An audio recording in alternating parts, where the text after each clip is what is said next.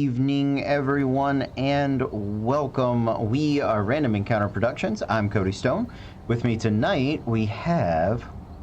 Hey, I'm Cole, and I'm playing Olrun Dawnseeker, the Black as Hell ASMR Warlock Paladin. I'm Megan. I'm playing Sarai Landir, the Eladrin Glamour Bard. Hello, I'm Eric, and I'm playing Sirach, the Arakakra Horizon Walker Ranger. Howdy, y'all. I'm Maz. I'll be playing Talra Thorkenblade, the Wood Elf Scout. And I'm Kez, and I'm going to be playing Treasure Glitterhoof, the Tiefling Fighter. Awesome. Announcements. I don't know. Say hi to our friends over at Norse Foundry. We like them. We give their stuff away at times. They're good people. They have It's cool Schrodinger's dice. announcements. Metal dice. So big fans of them. Check them out. Also, A to Z Monstrosities has been continuing. We made the stats for Bloodburner were put together, as well as a mythic encounter with Bloodburner. So we'll see if maybe our friends here run into that. Someday soon. We'll see. Also, we've been working on some different shows. I'm gonna try to put some more polls out on the on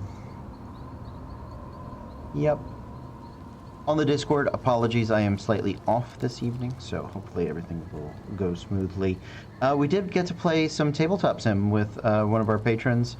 We're going to try to be doing that once a month. We played DC Deck Building, the new one that just came out. The new one? Yeah, Death Metal. Dark Knight Death Metal. With From the Batman Who Laughs. Series. Yeah. It's pretty epic. Yeah. So, good times. Also one of our favorite games. If you enjoy deck building games, DC is a wonderful one. I would check out DC Rebirth, because there's a campaign to it. And that was it's a really cool kind of setup for it. So, check that out. What else is going on? I don't think there's anything else that is springing to mind. You guys have any announcements going on? Head shakes. Cool. As always, check out Kez. She does wonderful art for us here on the stream. Kez, are you filled up on commissions for the holiday season? I am not, but I've only got a couple of spaces left. So, all right. If they want one, where do they go to find that for you? They can look me up on either Instagram, Facebook, or Twitter at Critical Kez. Cool. Or if you don't want something custom, but you're looking for something quick because maybe you got to get something for somebody, which, we got all those Secret Santas and lots of birthdays coming up, then you can just go straight on to Redbubble, also under Critical Kez, and just find something maybe for your favorite DM or your favorite Paladin or your favorite Goblin. Nice. Yeah. And our store is up to date too, and we're going to be doing another order of the sold out Chaotic Adorable pen. So that's going to be exciting. So, and I'm trying to get Caitlin to design a whole alignment series of like Lawful Savage or Sexy Evil or I don't know what the other one. There's something good. Sexy and frog. Yeah. Werefrog. Werefrog, exactly. Werefrog. So yeah, those are all fun things. Please check those out if you have the opportunity. And thanks for joining us. Let's get into our adventure, shall we? Oh yes, Eric, go. Sorry, I completely forgot. I said this last time, and y'all said I should say this every time. My fiance is doing a wonderful YouTube channel making content for music educators who are trying to find content in this wonderful time. It's called Ready Go Music. Make sure to stop on by and check it out. She just got the ability to be monetized. She just hit everything for that. 4,000 subscribers. So she is doing great. That's She's loving fantastic. it. So definitely, if you got some music teachers who you know who might be looking for some content, throw them over there. Ready Go Music. Great content over there. That's phenomenal. Congratulations to her on getting monetized on YouTube. That's great. And yeah, please, guys, check her out. Okay. Let's get into it, shall we? Our adventure takes place in the lands of Lickdracht, a land bereft of gods, a land of myths and legends, where fate is written in blood. Our heroes are members of the Magnus Exploratorium on their way to the Forge. They stopped off in 4 Point Farms, tooled about there for a while. Good times were had, bad times were had also, and they explored an ancient underground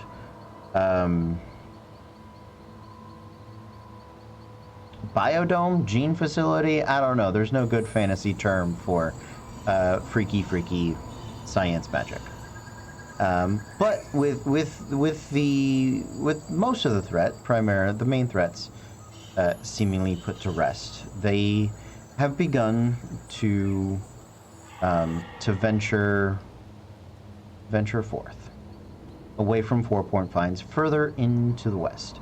And you guys are officially making it across the map borders, because I can only put so many hexes on a map at a time. So congratulations. You guys had initially left, if I'm not mistaken, Apex, then is Champions. You were in Exalted. So I think we are into Dusk. Yeah, because and then it's Dusk, Mask, Savages. So we'll say it's you guys are leaving on the 3rd of Dusk from 4 Points. I think that covers it. The caravan left before you about 10 days, 10 or 11 days before that.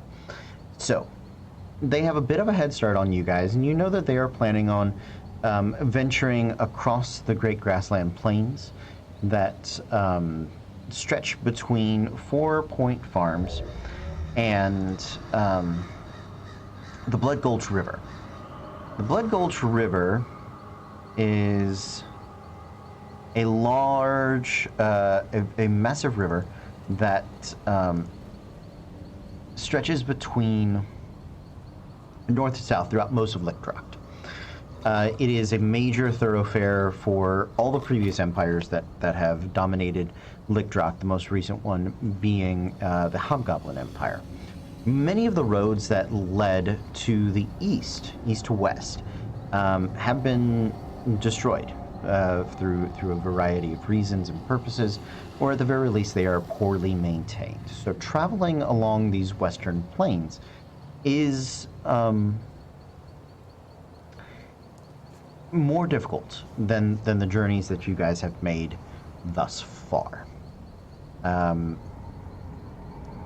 Is there anything in particular you guys want to do before you set out from 4 Points, or anything you want to do in the early stages of the travel?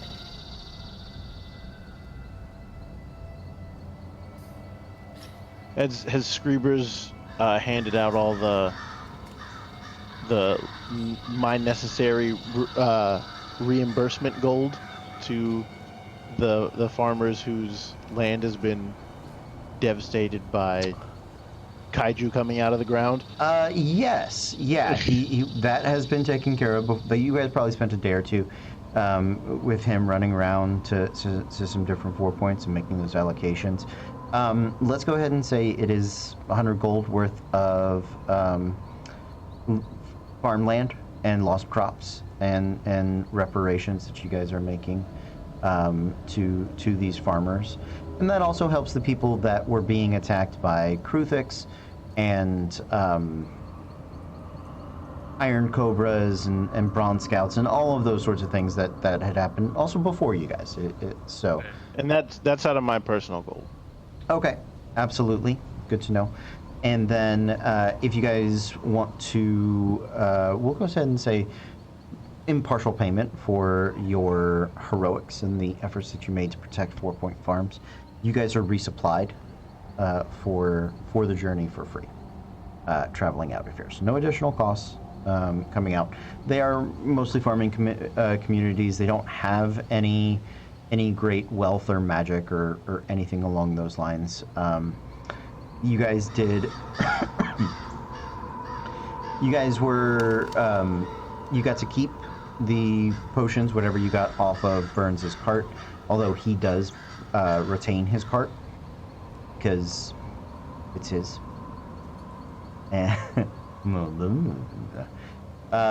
But he doesn't make a big deal out of the things that you guys took off of that. You worked for it, so that stuff is absolutely yours. Yeah. So you guys are setting out across the plains. You have.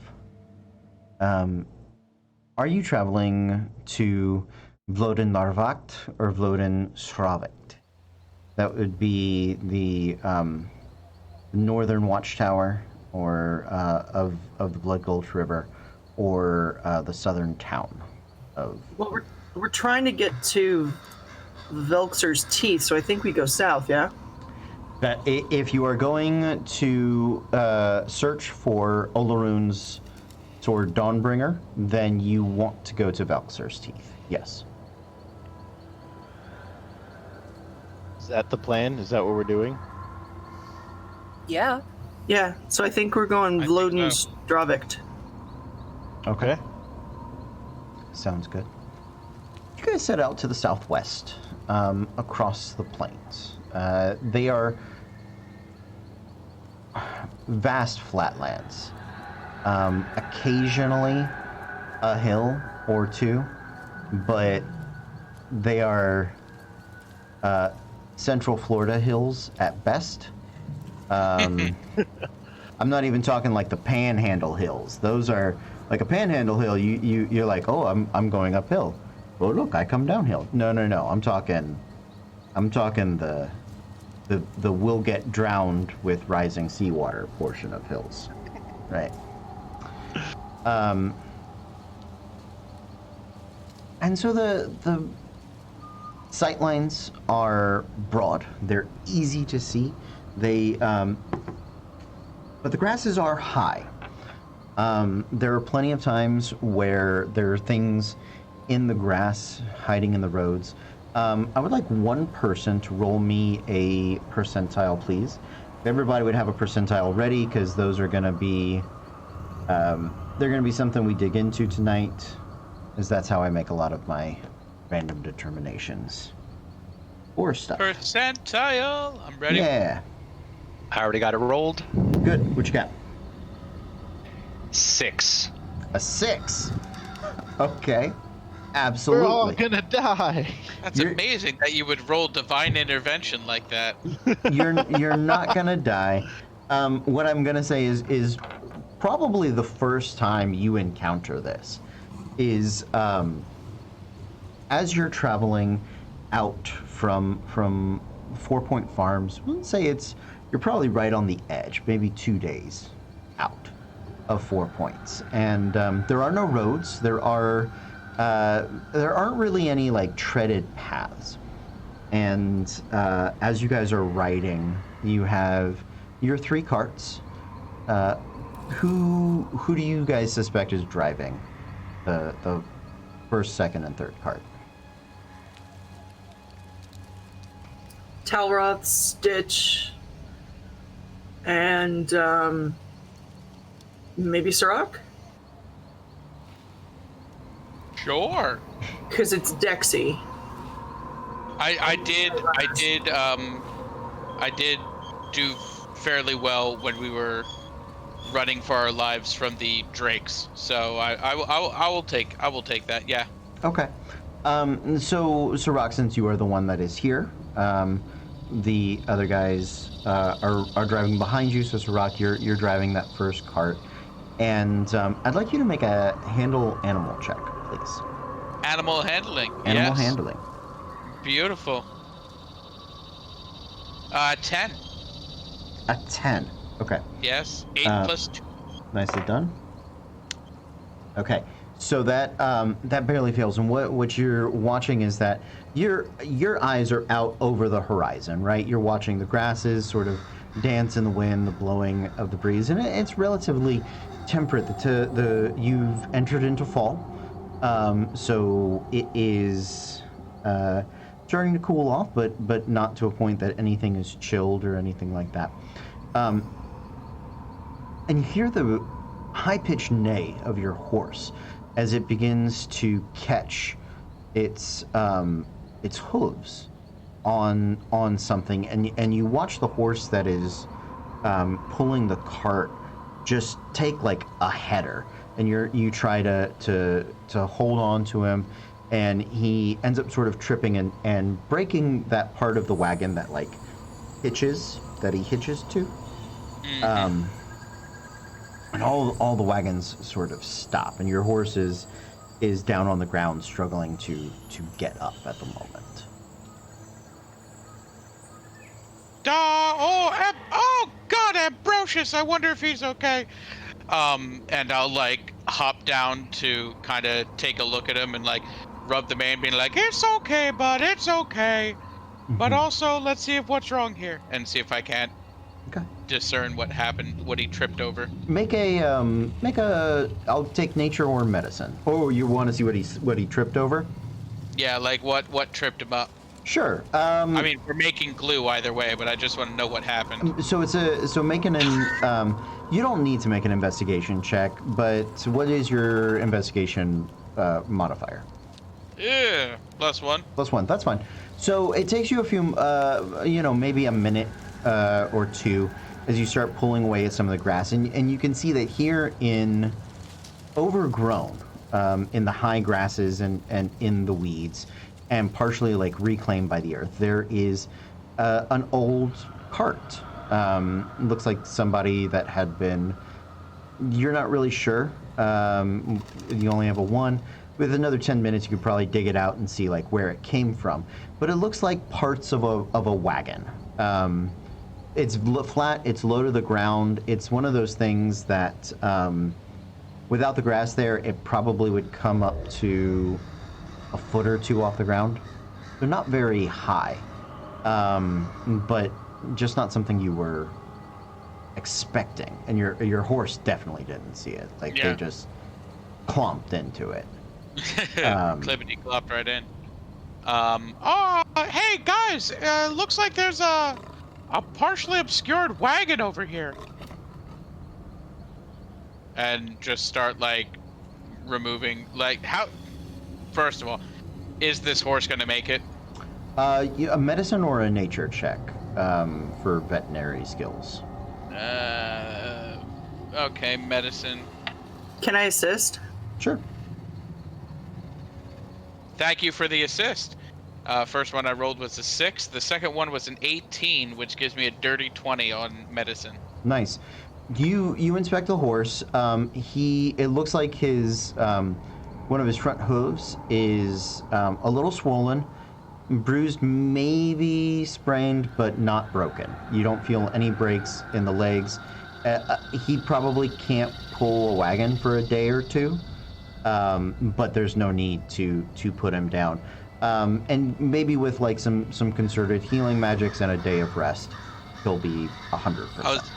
I was about to say, would I be able to? Would a spell of cure wounds do much for this boy? It absolutely will help.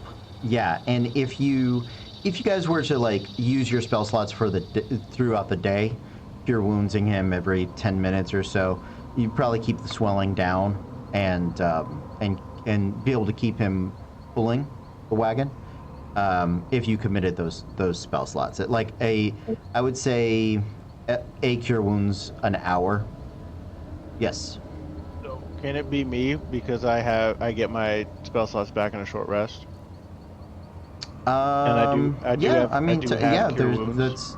Yeah. If you can cast cure wounds with your warlock spell slots, you could. Yeah. Yeah. Okay. That way And you guys if don't have to anything- use them. Yeah, and so that we don't have to worry too much about him, I could literally just swap with him. See, I'm glad you said that, Treasure, because I was kind of thinking that, but then I thought it'd be rude to say, and so I didn't say it because I'm trying to be better about that sort of stuff. I mean, it's perfectly fine. If anybody's following us, they're gonna see a set of 4 hooves and then 2 hooves, and it's gonna be hysterical. Oh. Olaroon like taps Olaroon taps Tower on the shoulder. He's like, the ass is about the same size too. I'm just gonna pull another coin out of my pouch and just get it ready.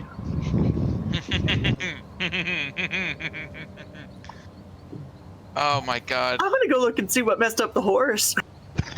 Yeah. Sure. So you guys dig into the grass and it's overgrown. Make a nature check.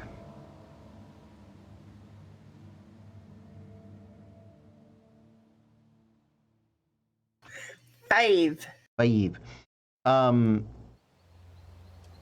You think this has probably been here for years. You don't know how long because you got a 5 on your nature check. But it's been here for a long time. And you're like, you kind of look to the left and the right, and you think there's maybe a 6% chance that you would have led your horse directly into this particular cart. As you guys dig through and investigate it, I will say that there is a bit of an elvish make to it. The wood is well designed. It is carved not just for function, but for design and stylings on the spokes of the wheels and the walls of the wagons and things like that. Yes. Would I be able to try some kind of check, see if it's like high elf or wood elf or what kind of elf? Mm-hmm. Yeah, make a history check.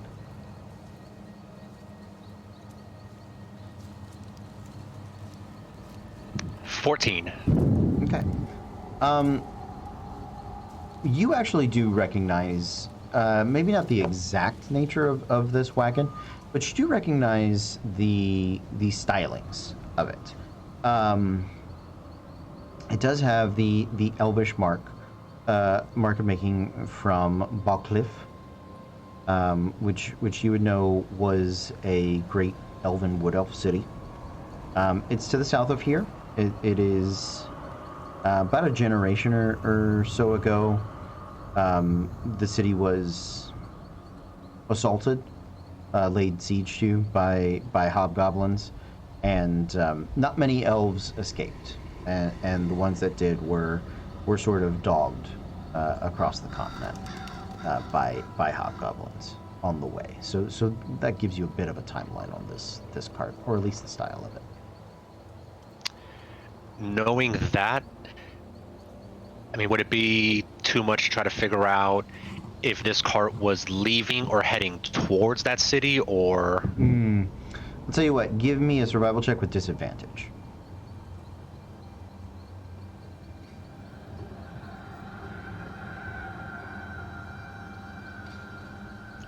Dirty 20. Okay. So the direction it's faced is sort of catty-corner to both, but you suspect leaving. Just with, like, there are signs of it having been burned. There are signs of nicks and notches and things like that. So it had a rough road, and it kind of is pointed towards the east. So just a lot of what's going on with it is telling you that it was fleeing or leaving Balcliffe.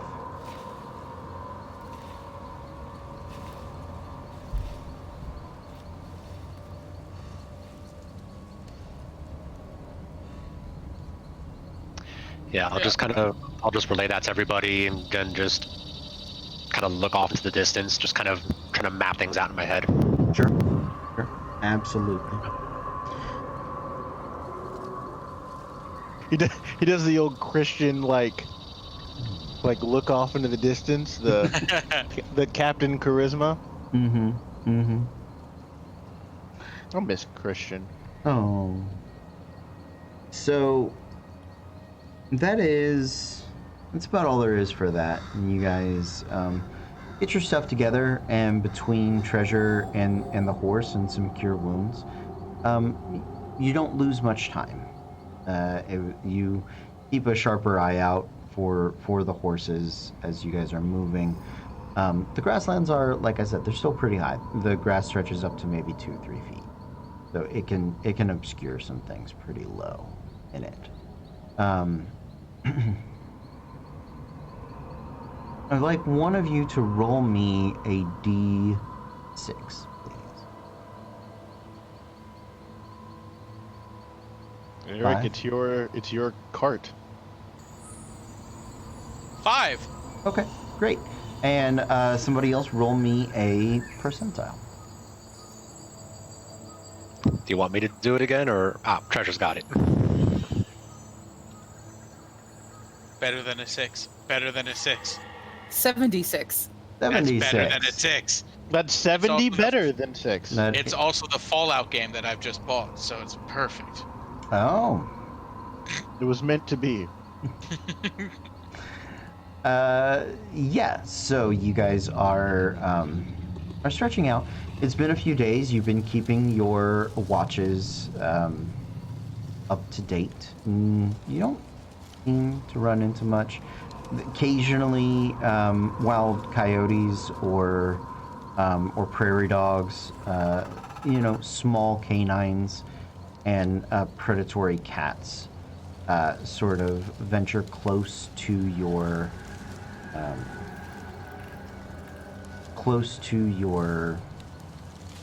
camp, but it's nothing that is inherently dangerous, especially not to you guys. Keeping a fire going and a little bit of vigilance goes a long way in keeping you guys prepared, right? A few days pass, and I'd like all of you to tell me, what are your passive perceptions? 15. 15? 18. 18 also. Okay. 11.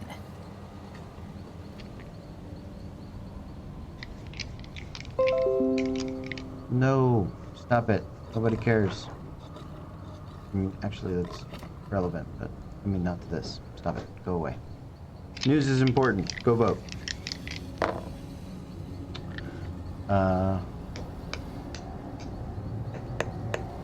Okay.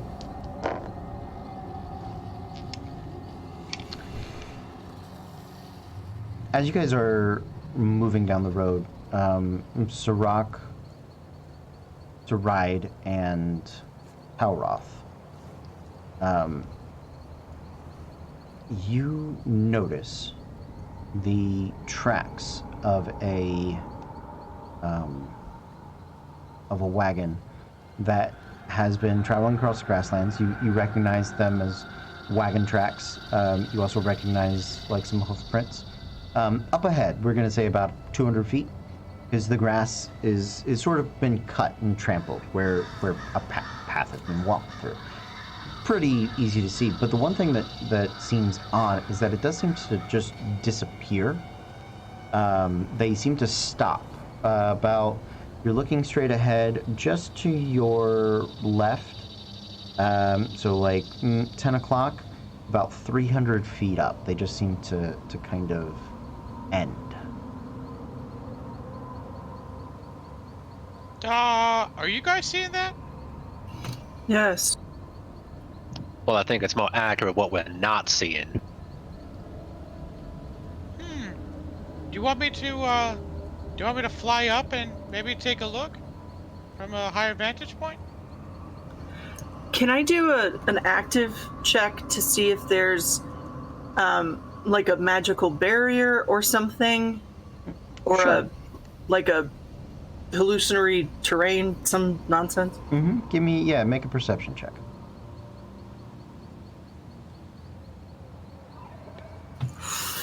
27.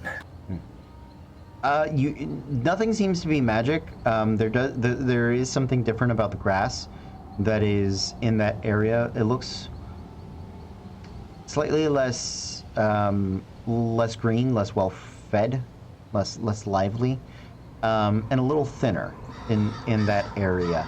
There's nothing that's magic, and so from about 300 feet out, other than the fact that the grass is weird right around there, slightly less alive, and a little thinner. That's about all you can figure out without getting closer. Okay, I will share that.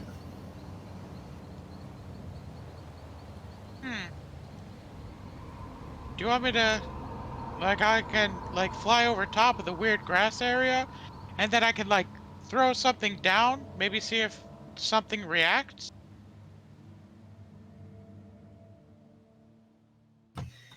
Yeah, Pete, That's just gonna say be careful. Yeah, definitely. So I'm gonna fly up, and I'm gonna grab one of the bottles of ant blood that we have, the Kruthix blood, and I'm gonna start flying towards the where the grass is. Okay, so you're flying closer. We'll do this in 50-foot intervals because you fly about that speed. How high up are you going? Let's go 20 feet. 20 feet. Okay. 20 feet from Yeah. the ground. So you go 50 feet and you're at 250, 200. For the first couple, I'd be dashing too. That's fine. Okay. Yeah. So a little faster. 100 feet. 200, 100. You get to about 100 feet.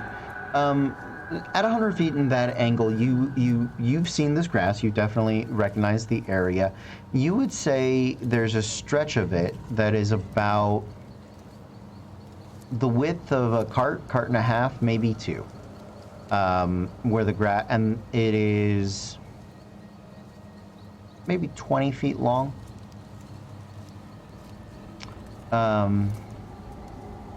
Grass is a little thinner there. It's definitely thinner, and it does seem to be grayer. The green looks less lively, maybe more painted or something like that as far as green goes. You don't recognize any magical illusions or obtrusions. Is this just less magical, and is it a painted tarp? Well, there's definitely grass on top of it, but it might be some form of camouflage or tarp. Absolutely. All right. So, I will.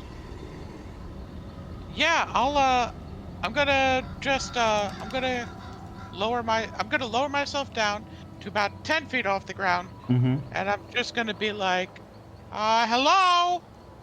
Hello, anybody there? I'm gonna take a shower. I'm covered in blood. I need help. Just start dousing myself with the truth. Make a persuasion check. Okay, that's a 17 with my -1 for persuasion. That's 16. Okay.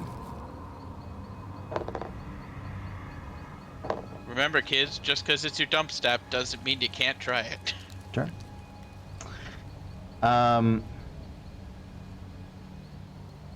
There's a pause, and then you begin to hear metal. The subtle clanging of metal.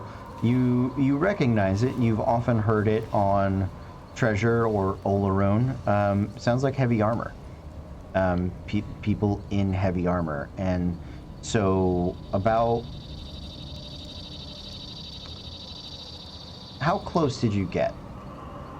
I was probably, so I came down. I'm 10 feet in the air. I'm probably only 10, maybe 15 feet away. I got pretty close. Okay. So there is about, yeah, so I'd say another maybe 10, 15 feet from you. There's like a ramp exit of this, and yeah, it is a camouflage sort of tarp. The grass kind of rolls back, and you hear the lock and step footsteps of these hobgoblins in heavy armor, shields, and they march out 2 by 2. The first 2 with shields up, swords at the ready, and the ones behind them with javelins and crossbows, look like heavy crossbows, and shields on their backs, and you guys now, as they start to march out, at a distance, you can see people just sort of appearing out of the grass, doing essentially the look at me, I'm coming up the out of the grass, basically, but for real, they're not just bending their knees. And there is, at the very back of the line, in not only a position of prominence, but clearly based on the slight gold trim and the ribbons on his armor, the fringe on his armor, there is a leader of sorts. And he'll cast his gaze back over to you.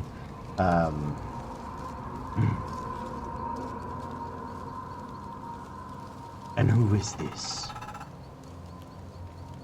Hi, I'm Sirach. What an introduction. Yeah. Haha. Pop. Yeah, we're on our way to the Blood Gulch River. Are you? And yeah. And as we were on our way, we noticed some tracks. And we were like, well, that's interesting. And then those tracks led to where you were. But it was weird because the tracks just kind of stopped. And I'm just going to let you know, that is some fantastic camouflage. I'll give you a little hint, though. The grass is a little bit thinner. It kind of made it look weird. And that's kind of what we kind of like eyeballed on that. And it, yeah. So we were just like, I wonder what's going on over there. And lo and behold, it's friends. Oh no, he did not just do, hey look, we're friends now.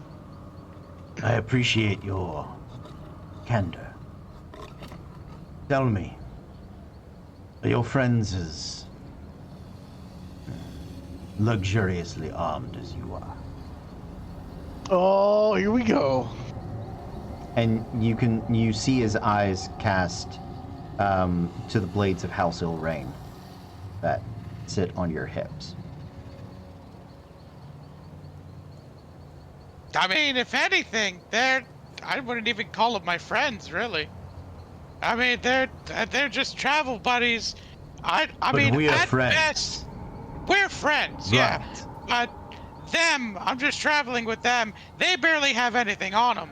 Sirach, you need friends that can recognize your special value. Cool. What? You know what?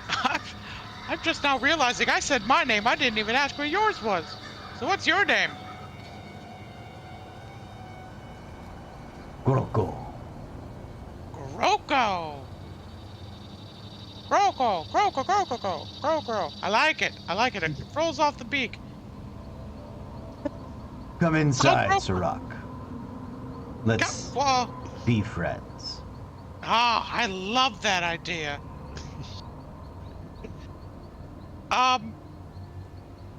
But also, can I bring, like, the rest of them? Your acquaintances? No. We're not friends with them. We're friends Not with yet. you. But what is a friend? What is an acquaintance but a friend you've only just barely met for a week? I'd say the difference between a friend and an acquaintance is... And he looks past you. About 300 feet. Ah, so this is one of those sorts of things.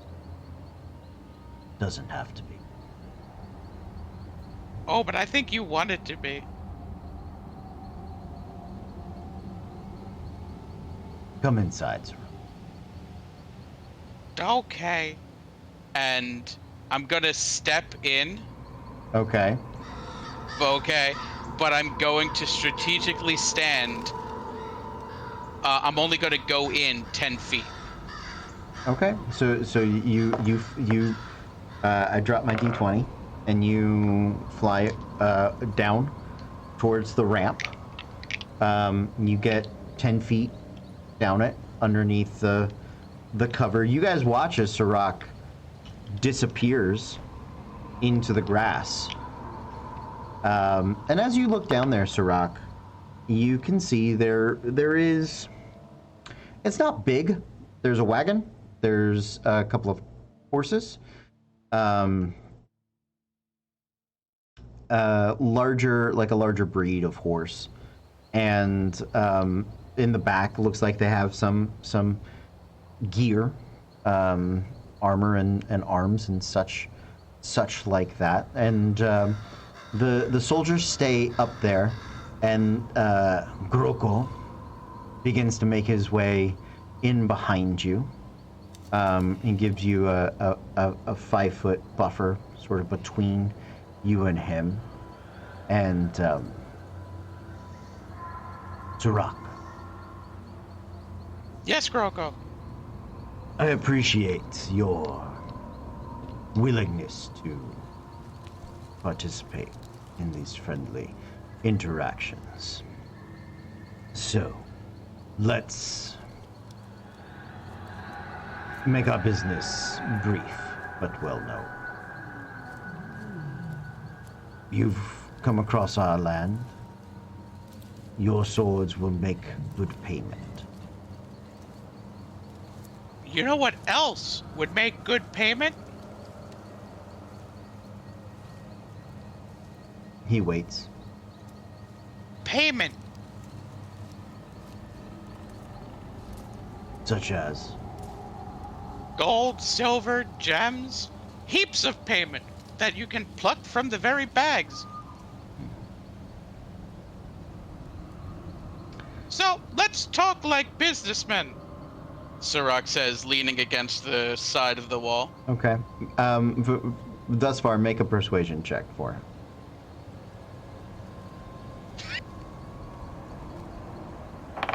Nat 1. Well, So with my -1, that's a 0. I rolled an actual 0. you rolled on a 3 D&D. with a +0, so you know what?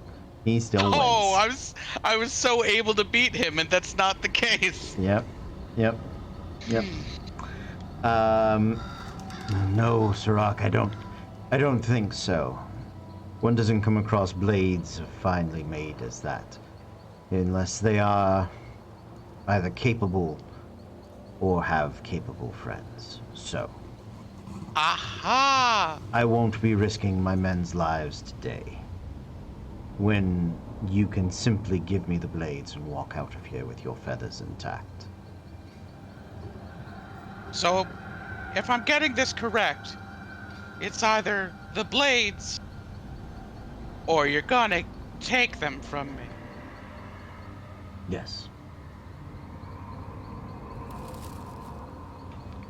I really don't think there's anything I can do in a situation like that. You've made a bargain that's a bit too difficult for me to strike down.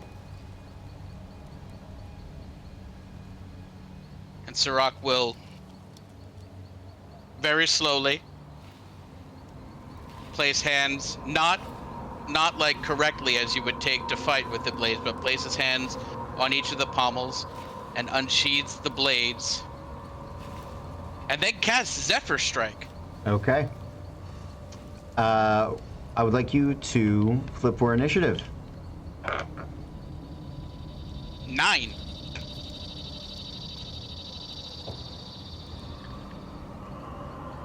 Should the rest of us flip or? Yeah, go ahead. It's gonna take us what 5 turns of dashing to get over there. That's Oh, if we don't even know worry. something's wrong. It's gonna take me 3 turns to get to you guys. Watch this. How many? You know what? We'll just go in order. Okay. It's fine. So,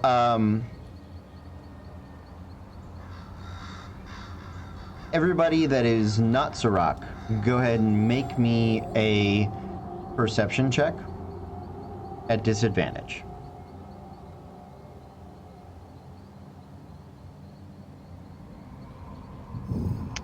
13. Okay. 17. Nice. Oh, 23. That's a 6. Okay.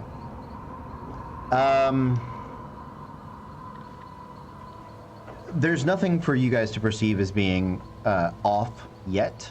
Although I'll say, Treasure and Zoraide, your eyes are quite keenly, and Talroth. ears are. Talroth needs to ride. No, Treasure rolled a 17. Talroth had a 13. My bad. I And thought you were Zoraide going had a with 23. passives. That's my apologies. No, you're good. It's all good. Yeah, the sun kind of reflected off Treasure's ass and it blinded me for a second. What can you do, right? Ba-dum-bums. Audible distance. Normal noise. I found these very fun charts in here. So the normal conversation that they are having can be heard up to about 50 feet away. You guys are at 300. However, when they start making loud noises, it'll be audible up to 250 feet away. So. But we are 300. You are 300. Well, we'll see. I'll roll again when they start fighting. So we'll move through the initiative. Sirach, you are. What did you have? So what I did, as I was holding the blades, I cast as a bonus action, Zephyr Strike, which Okay. is a ability of the blades, Mhm. and I move like the wind until my spell ends, and it's concentration up to a minute. Your movement does not provoke attacks of opportunity. Okay. And I am going to just movement and dash Mm-hmm. my way, flying for 100 feet, moving, just bursting like a bat out of hell out of there and like straight up and out Okay. and back towards everyone. And back towards everyone. So you. You have 10 feet. Your speed's 100 feet. 50 feet when flying, yes. 50 feet when flying. So with the dash, it is 100 feet. So you get about 90, call it 80 feet once you get out of the tunnel and up and around. 80 feet back towards him, you guys see Talroth burst up and out of the thing and come flying back at you guys. Talroth, what card were you on? Sirach was on Sirach. a 9. On a 9. So we'll pick up at 9. And then also, as he is flying through the air back towards you guys, if you've ever seen the movie Rockadoodle, all you're going to hear is the Chanticleer Rockadoodle as he's like flying away. Okay. So all of you were above a 9. Is that correct? Okay. So, on a 5, the hobgoblins, the commander gives a shout in Hobgoblin, and the guys with the crossbows are going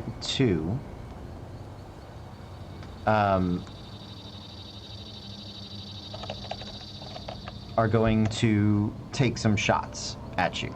So that is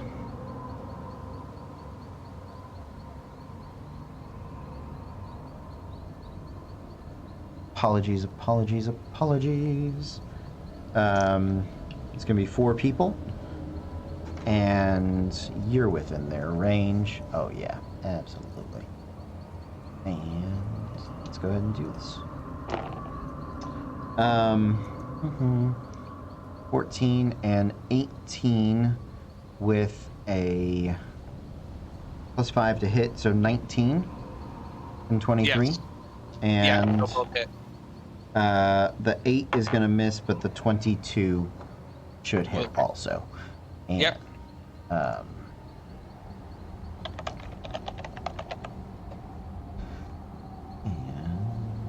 there it is. That's what I'm looking for.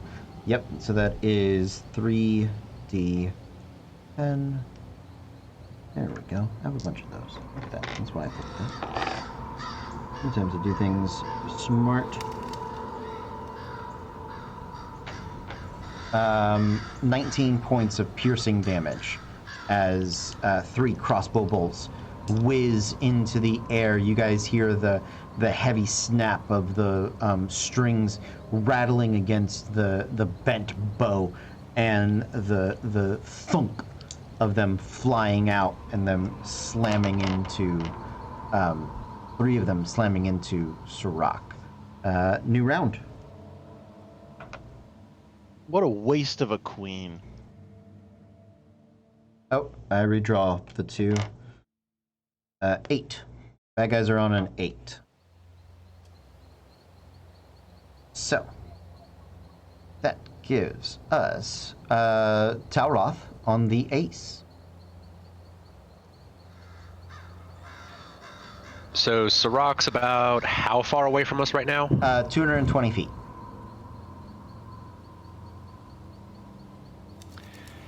Hey, Screebers, you might want to hide. No response. He's been gone. Hey, just got to make sure. I mean, Yeah. maybe we caught it before he did this time. You never Yeah. know. Yeah. I'm just gonna kick my hood over, get a bow ready, and just wait. Just. Okay. Oh boy. Okay. The after Talroth on the ace, it is the bad guys. There are, I said there were 8 plus the commander, right? 4 plus the commander, I believe. You Mhm. said 2 walk down with shields, then 2 walk down with the heavy crossbows, and then the commander walked down. I apologize. So there were some more people behind them. They walked out like an order. I just described Okay. the first 4. I apologize. My So that's, you saw those 4. 2 more guys come out with crossbows. The guys that have the shields and swords disappear back down, and the commander comes out. So you guys can see 4 of them plus the commander. And he gives the order for them to reload and fire again. So, same number of attacks, same target. Bring him on. 20 is the lower on those 2, and natural 1 is going to miss, and 16. Just hits. 16 Armor class just hits. 16. So three hits with that. That is 17 plus 6 for 23 points of piercing damage. All right. And that is no, they, never mind, doesn't matter. They have a thing, but it wouldn't have helped them at this point. And you see they're not making any movements towards you at this point. So after the bad guys, it is Saride. How far is Sirach from me? 220 feet. Excuse me. Okay. I'm trying to do some math here, which is so fun. I'm going to move Okay. 30 feet. Okay. Are you jumping off whatever cart you're on? Yes. Okay. So you go wading through the grass. Yes, and then I will face step 30 feet. Okay. So you've traveled 60 feet. That puts you at 160. 160. Yeah, 220 minus 60 is 160. Cool. I can't move anymore. You can dash for an action. And I've already bonus. You bonus action phase step. Yeah, he's about to fall out of the sky. So I'm gonna bonus that. Don't you shake your head and pish-tosh me, you dipshit. Give me a minute. Give me one round. Look, I can't tell Sarad what to do, but No, you can't. So she is gonna bonus action dash to your stupid fluffy solo ass. And she is pissed. maybe Okay. they were friendly. So you're I at will. Maybe they are friendly. You. Oh man. Oh. 130 feet from Sirach at this point. After 130. 130. It's 10 feet more than the longest spell I have. Okay. I'll be close soon. Sirach. Sirach is booking it. Movement and action for another 100 feet. Now within 30 feet of Saride. Yeah. And going to cast bonus action. Ba-ba-da-ba. What am I going to bonus action here? Bonus act. Is that how far? Yeah. Bonus action Misty Step to get right next to where Saride is. Okay. You are now right next to Saride. Saride has traveled 90 feet from the carts, and that is where you are. Oh my god, I didn't do any of the concentration checks for holding up Zephyr. Zephyr strike. Okay. The first one was a 19. The second was a 13. Mm-hmm. They all have to beat 10. Nobody rolled more than 10 points of damage. 20 points. All right. So that's the first barrage because that's 10 plus 2. So that first barrage holds up. Second barrage, 14, 8 plus 2 for 10, and 8 plus 2 for 10. Okay. So Zephyr Strike is still up. Okay. There you go. So Saride and Sirach are now 90 feet from the cart. And I'm going 210 to feet look at. from the bad guys. Sorry. And I'm going to look at Saride just covered in like blood and tufts of feathers and everything. Go, They're not good. They're not nice people. Also, they're people. Okay. They're people. The things, humanoids, hobgoblins. Olarin? Hobgoblins ain't people. Come on, man. So, how far away from there? I can't get to them 300 feet. at all. You haven't moved at all, so Yeah. 300 feet. So I'm just gonna use my action to dash as close to Sirach as I can when I see him just Okay. covered in his own bird blood like a dummy. So you go dashing forward. You abandon the cart. Am I the last one there at the cart? No, so the other three players will all stay on the cart. What I'm asking is, are you attempting to like drive the cart towards him, or are you going by yourself?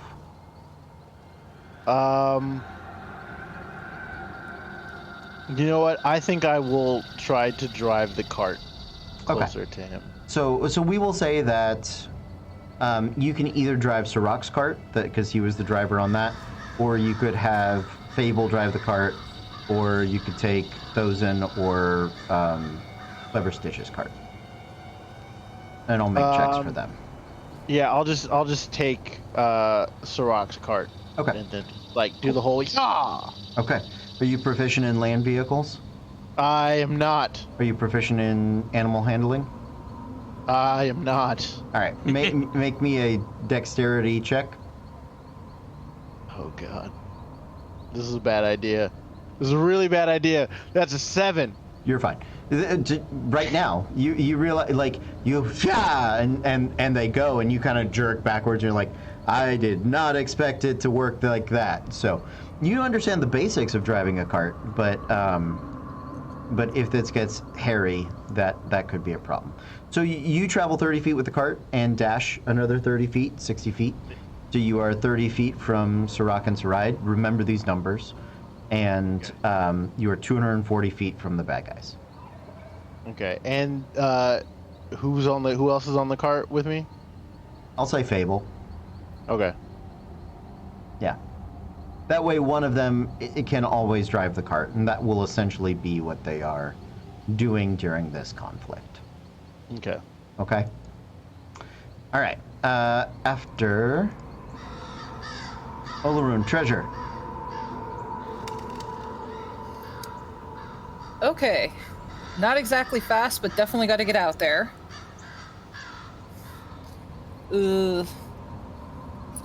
So I'm going to hop down on Hoof Mm-hmm. and, well, hoof it over there as fast as I can, sword drawn. Okay. So you go 60 feet. You are 30 feet from Sirach and Saride, and 240 feet from the bad guys. And there you go. Next round.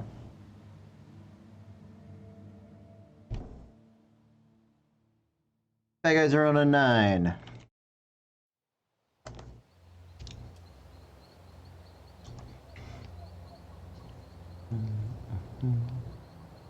All right.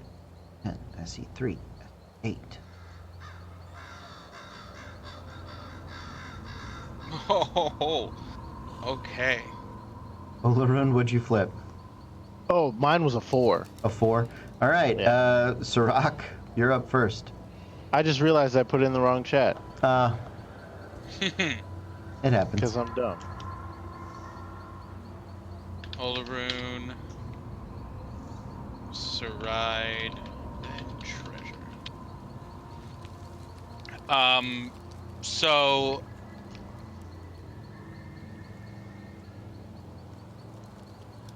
Sirach is going to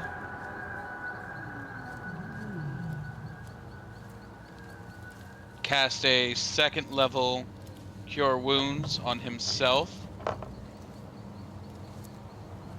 for 2d8 plus 2 because he hurting. Okay. That is a 7 and a 6 for 13 plus 2 for 15. All right, that brings him up to half health. Okay. Mhm. Jeez.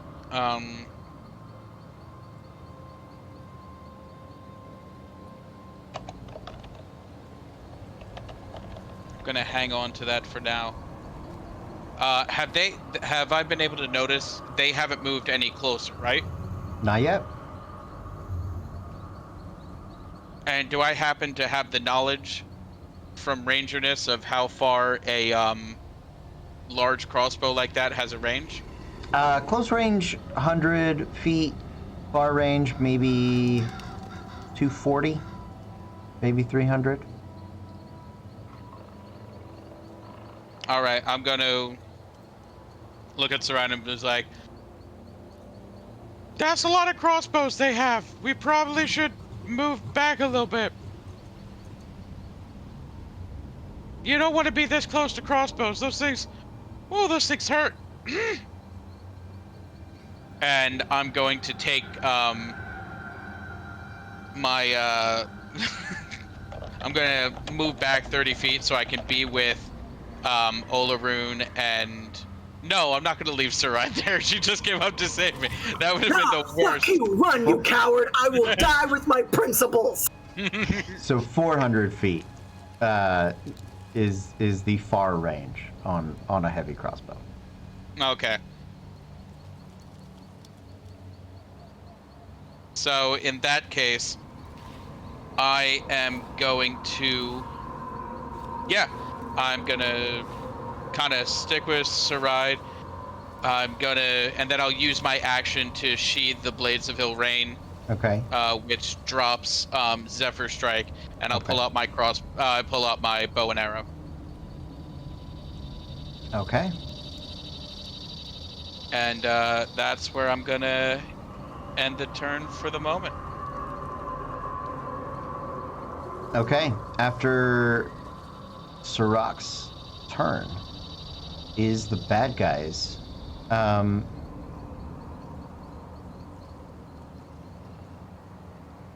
What's the first thing your parents teach you when you're a kid? Like the first thing, Like one of the first things your parents teach you when you don't talk to strangers. Oh yeah, look who came up with that. Oh, I see what you're doing there. My bad. Yeah. Yeah. Yeah. You know what? I'm starting to feel like y'all think this might be my fault. Oh, I feel like Sirach would 100% be the kid that was like, they'd be like, "Hey kid, you want some candy? And You're I'm on a just like, blacked You out want some van." death sticks? Andy. Boy, do I. Boy, do I! Boy, howdy, sir. I love candy. Maybe Oh. it's fudge. Oh boy. Oh boy. All right, I'm sorry. I'm double checking something because I found a stat at one point, and I know I gave it to you guys. Do any of you remember how many hit points your carts have? Oh, I can find. Hold on, I had it written down. I think it's like 20 or 24.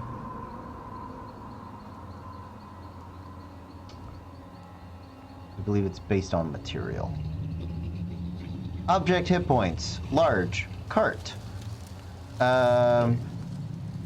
27. You guys have resilient carts. Gave you the higher average. Okay. The grass, you notice, begins to... Well, it doesn't actually... You don't notice that first. First, you see a cart with its own pair of large horses burst out of the ramp, and the hobgoblins that had the crossbows jump onto the back of the wagon. Then another one comes up, and the other two crossbowmen jump into the back of the wagon with the commander, and they are going to ride his horse speed. 50 feet, 40 feet, 60 feet? Tell me. Yes, Warhort. No, not Amphail. I don't need cities. I need a monster stat. God damn it, D&D Beyond. Can't do that. No, what it... Warhouse? No. Is this Final Fantasy VII? Excuse me. I know, it's not there. Okay, oh, you guys think Warhorse is one word. Well, the rest of the world doesn't think it's one word. So, 60 feet. So with two horses pulling their carts, they can travel at normal speed. The carts are loaded with two crossbowmen each. They have two carts. And as you look at the back of them, there is a ballista on each cart. What did you get us into? These are the Mad Max Raiders of the grasslands. Yep. So That tracks. there is the warlord is going to take a shot at the cart that is closest, which is the one that Olaroon is driving.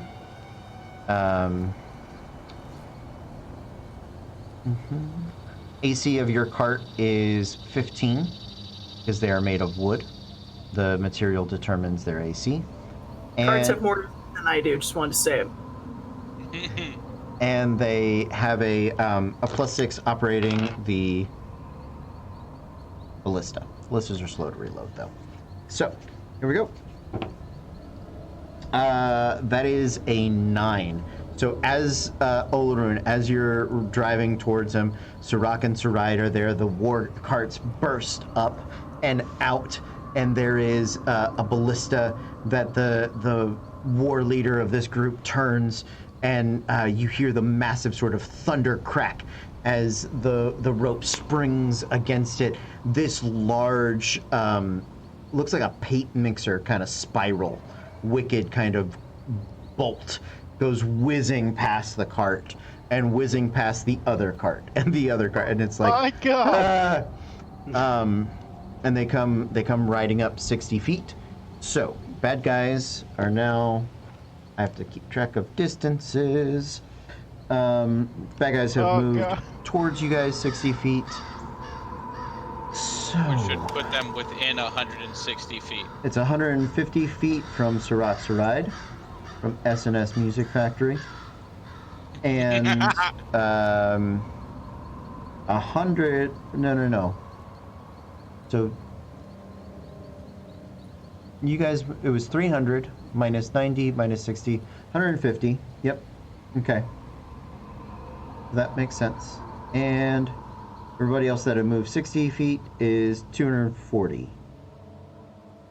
220. 210. 210. 210 to everybody else. Yeah? No. 60 plus 60 is 120. 180. That's it. Got it. Okay. Math is hard. It's trains leaving at different times, moving at different speeds. Trying to figure out when they'll meet in Albuquerque. That old math If they problem. posed those math problems like this, I think I would have paid attention. I think this would have been far more engaging. So math teachers out there, do that. There you go. Use D&D. There it is. Okay. Talroth, quick question for you. You had stayed on the cart, correct? Yep. Okay. Just making sure. Making sure I knew where everybody was. All right.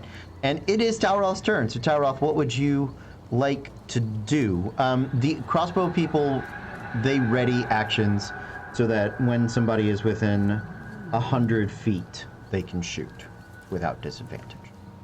You don't. So right now, if I were to to move and dash my full 70 feet, I would get just past Treasure, just past Olaroon. Would I be within 60 feet of Sirach and Saride at that point? You would be 20 feet from Sirach and Saride. Perfect. So as I am hauling all sorts of ass, I'm going to reach into the pouch and so move, bonus action dash, Okay. and I'm going to scream out to them, hide or scatter, I don't care which, and I'm going to activate the ever-smoking bottle. 60-foot radius, heavily obscured. Okay. Quick question. How, does it say how tall 60-foot radius of ever-smoking bottle goes? Trying to see if it's going to obscure the cart as well. It just says, when you use an action from with a stopper, the cloud of smoke pours in a 60-foot radius. Cloud's area is heavily obscured. Each minute it's open, it increases by 10 feet. It doesn't specify, how tall. It just says 60-foot radius. So essentially like a dome. 60-foot radius. I'll give you the dome. Sure. We'll say it goes up as well. So yeah, you obscure everybody, with the exception of the carts, the two carts behind, and yeah, there you go.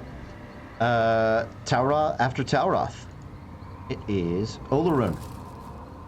Okay, so I can't reach this guy. I can't really do much of anything at this moment in time. And Well, right now you can't see. Yep, I figured. You are in a thick cloud of smoke. So I'm just gonna be like, oh, for the love of God. And I'm just going to take a running start off the cart Okay. and bring out the wings, Okay. and then just start streaking in a straight line towards the last person I saw. Like the last individual that I saw in terms of one of the carts. Okay. Yeah. What's the total distance you've traveled? So that's only 30 feet because it's an action to bring wing out up. the wings, Okay. and so it's just my movement. So with your wings, you can't really. I'll say you're heavily obscured, but you get close enough that Sirach and Saride can see you. One, your wings Okay. glow, and if I am not mistaken, nope. I mean, you guys are effectively blind, but you have the idea, right? Okay. You Yeah. know each other well enough that you're at least close to each other. Yeah. So if that's the case, I'm just gonna be like, great job. This is a great decision. Everything's going terribly wrong. All right, let's go. Okay, dokie. After Olarone, who's up? Treasure, Saride. Saride and Treasure. Well, no, I think that was me because I was on a 4. I think I was last. No, they had threes. Plant. We had They both three. had threes. Yeah.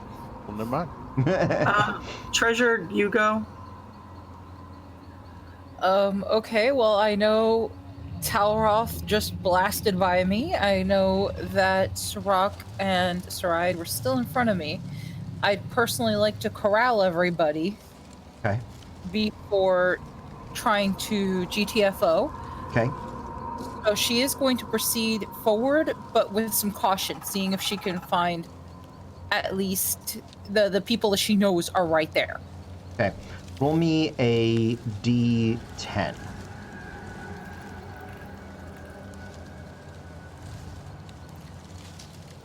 Ten.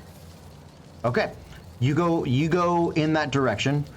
You don't bump into Talroth by accident because you wouldn't have been able to see him. You don't bump into anybody, but you might be within 10 feet of Sirach, Saride, and Olarone. You think. You're at least within speaking distance, absolutely. I mean, that's the thing. The smoke obscures vision, but you can all still talk to each other. So. I just thought it would be funny if you rolled a 1, 2, 3, or 4 and just like barreled into. Oh, that'd be terrible. But she is going to try to ready in case something that is not one of them decides to get within hitting range of her. Absolutely. But trying to call to them to, okay guys, let's reel it back in and GTFO. I don't know if we can handle those ballista. Okay. Oh, Saride. Okay, so I'm going to call out. We're going back to the cart. I'm going to pull Sirach close, give him a kiss on the cheek, and say for luck. And I'm going to cast Dimension Door to Thozen's cart. Okay. You cannot see where you are dimension dooring. I don't have to. Okay. It can be a place that I'm aware of. Okay, and it is within 500 feet. Yep. So, And I can take Sirach with me. okay. You you grab him, and the tear in time and reality opens, and you step through the door, portal style, and you are on we'll say next to the cart. I think it's weird if you teleport inside the cart. Maybe you'll follow them. Go for it. You want to be inside or next to? Up to you. Next to, because if we're inside, we could take damage. So next to. Okay. Next to you go. Anything else to ride? Bonus action, healing word on Sirach. Yeah. How? I'll do 3rd level. What level spell is Dimension Door? I believe that's third. Fourth. Fourth? That's the highest level spell you can cast, I believe. So I can't cast anything else then? No, I can't cast anything else then. Ooh. Never mind, everyone's too far away. Then I'm just gonna hold Sirach close. Okay. But not so close that he can't get out and do something. Absolutely. Pull him to my bosom. Okay. There we go. You just hear the. New round. Go ahead and flip your cards up. All right. I believe it is Saride again.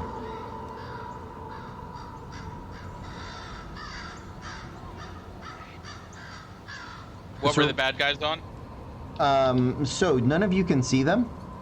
So you don't know what they're doing or when they're Alright. doing it. Well, good. I would like to cast third level healing word. Oh wait, no, I can touch him. He's right here now. Third level cure wounds on Sirach. Okay. And I'm going to inspire him Okay. for whatever, because he's the only person I can see. Okay. So I'll. That's the 8 temp. No, that's just Oh, inspiration. just inspiration die. Yeah. Cool. Hold on. Let me roll your shit. I'm waiting.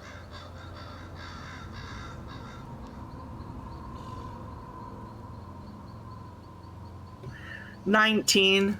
Hey! Oh, those are There we sevens. go. I thought they were ones. I'm sorry. Okay, yeah. So Okay. Nice. Talroth. All right.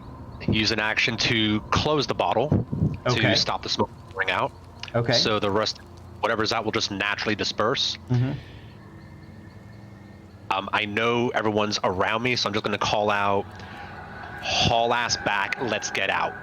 And Okay. I'm just going to pretty much reverse course and move in bonus action dash back to the cart by 70 feet. Okay. Roll me a D10.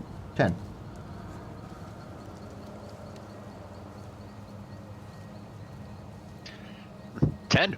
10. Yeah, you run past without running into anybody. So yeah, the smoke of the bottle is still there.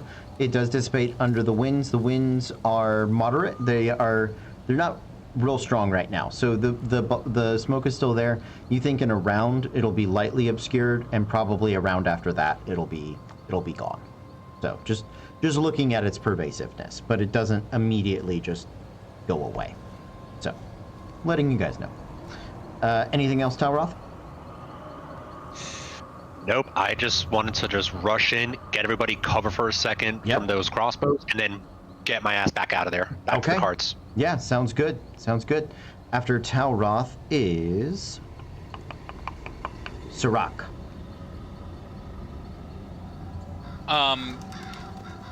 Can I? So I still can't see anything of the baddies, right? You can't. No, there's a very large cloud of smoke that is sort of blowing away currently, but it is very thick still. So you can't make out anything, at least not by sight. If you'd like to make a bonus action perception check to see if you hear them, or just let me rephrase. You can hear them, but you need to make the check to determine if you're trying to like hear that way or that way. Like it's takes effort. Okay. Can I? In that case, I'm gonna hop on to the top of the wagon, Mm-hmm. and I'm gonna ready my attack Mm-hmm. for when I can see them within 600 feet. When I can determine directionality and that they are within 600 feet, Okay. and save my attack for then. Okay. Sounds good. After Sirach is Olaroon. Okay, so I'm still in the smoking cloud. Yep. It is starting to get lighter, you can tell. But it is still is still thick enough that you are effectively blind. Okay, I am gonna just try and head out towards the direction it starts getting thinner and like as soon as I get to the point where I emerge, I'm gonna stop my movement at that point, if that makes sense. Are you trying to go back towards the carts, or are you trying to go forward? At this point in time, I realize that if I went back towards the carts, I don't necessarily know where back towards the carts is. Okay. Because I'm in a giant thing, so Olaroon would immediately just look for the closest exit. Tell you what, roll me a d12. Okay.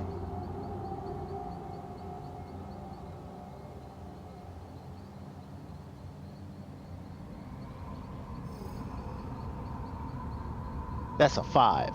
A 5. Okay. So, you've kind of lost your orientation. You look around. You're like, I think it's that way. You take off flying in that direction. You travel 60 feet. Yeah. Unless I travel. If I pop out of the smoke early, I stop my movement at that point. You don't pop out within 30 feet, so you continue to press on. Yeah. It is getting thinner, but it's still to the point where it is still pretty thick. I'll say that the wind has started to disperse it as you get to the end of 60 feet, and you can see the outline of 2 carts and people moving around over there, and just by the voices, you can tell that it's your friends. Oh, thank God. Yeah, you didn't go like straight back at them. You kind of went slightly off to the side, but you're at least in that hemisphere. So. Yeah, and then so since I can't really see anything, I'm just gonna kind of end my turn there. Okay, Treasure. All right, so I'm going to listen to where I heard Talroth call out, Okay. and just follow as fast as I can go. Sure, make a perception check. Not good. That was a 7. Okay, roll me a d6. That is a 1. Okay, you hear Talroth. You're kind of you got a little lost in the smoke. You go and you get to an area where it's starting to be thinner. And Treasure, you are you went towards your friends, but instead of being like 10 degrees or 20 degrees off, you're like 30 degrees off. So you're a little to the outside of Olaroon, but you're heading in the right way. Fable wheels the cart about, and goes, I guess we're going back. And she'll yeehaw and begin to drive the cart in that direction. New round.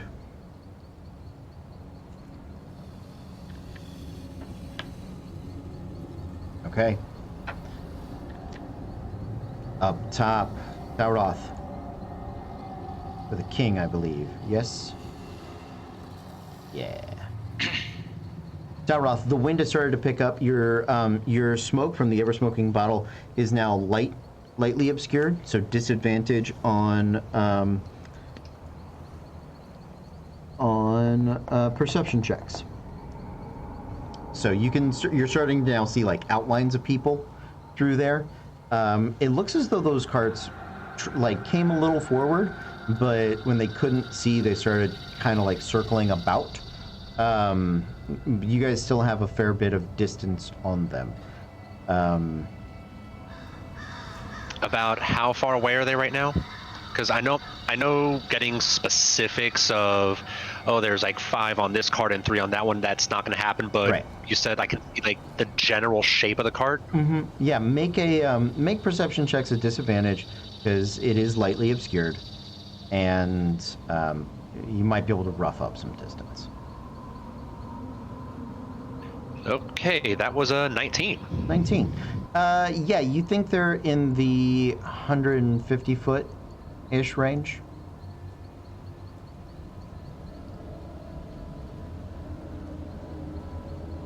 All right, since it's like the round when I dropped the bottle, I had just hauled ass to get there. My movement would have brought me back to the carts. Yeah, I'm just gonna hop in the cart, grab the reins, and just get ready to go as... Actually, no. Fable was already by Olaroon, if I remember correctly. Yeah, he had abandoned that cart, so...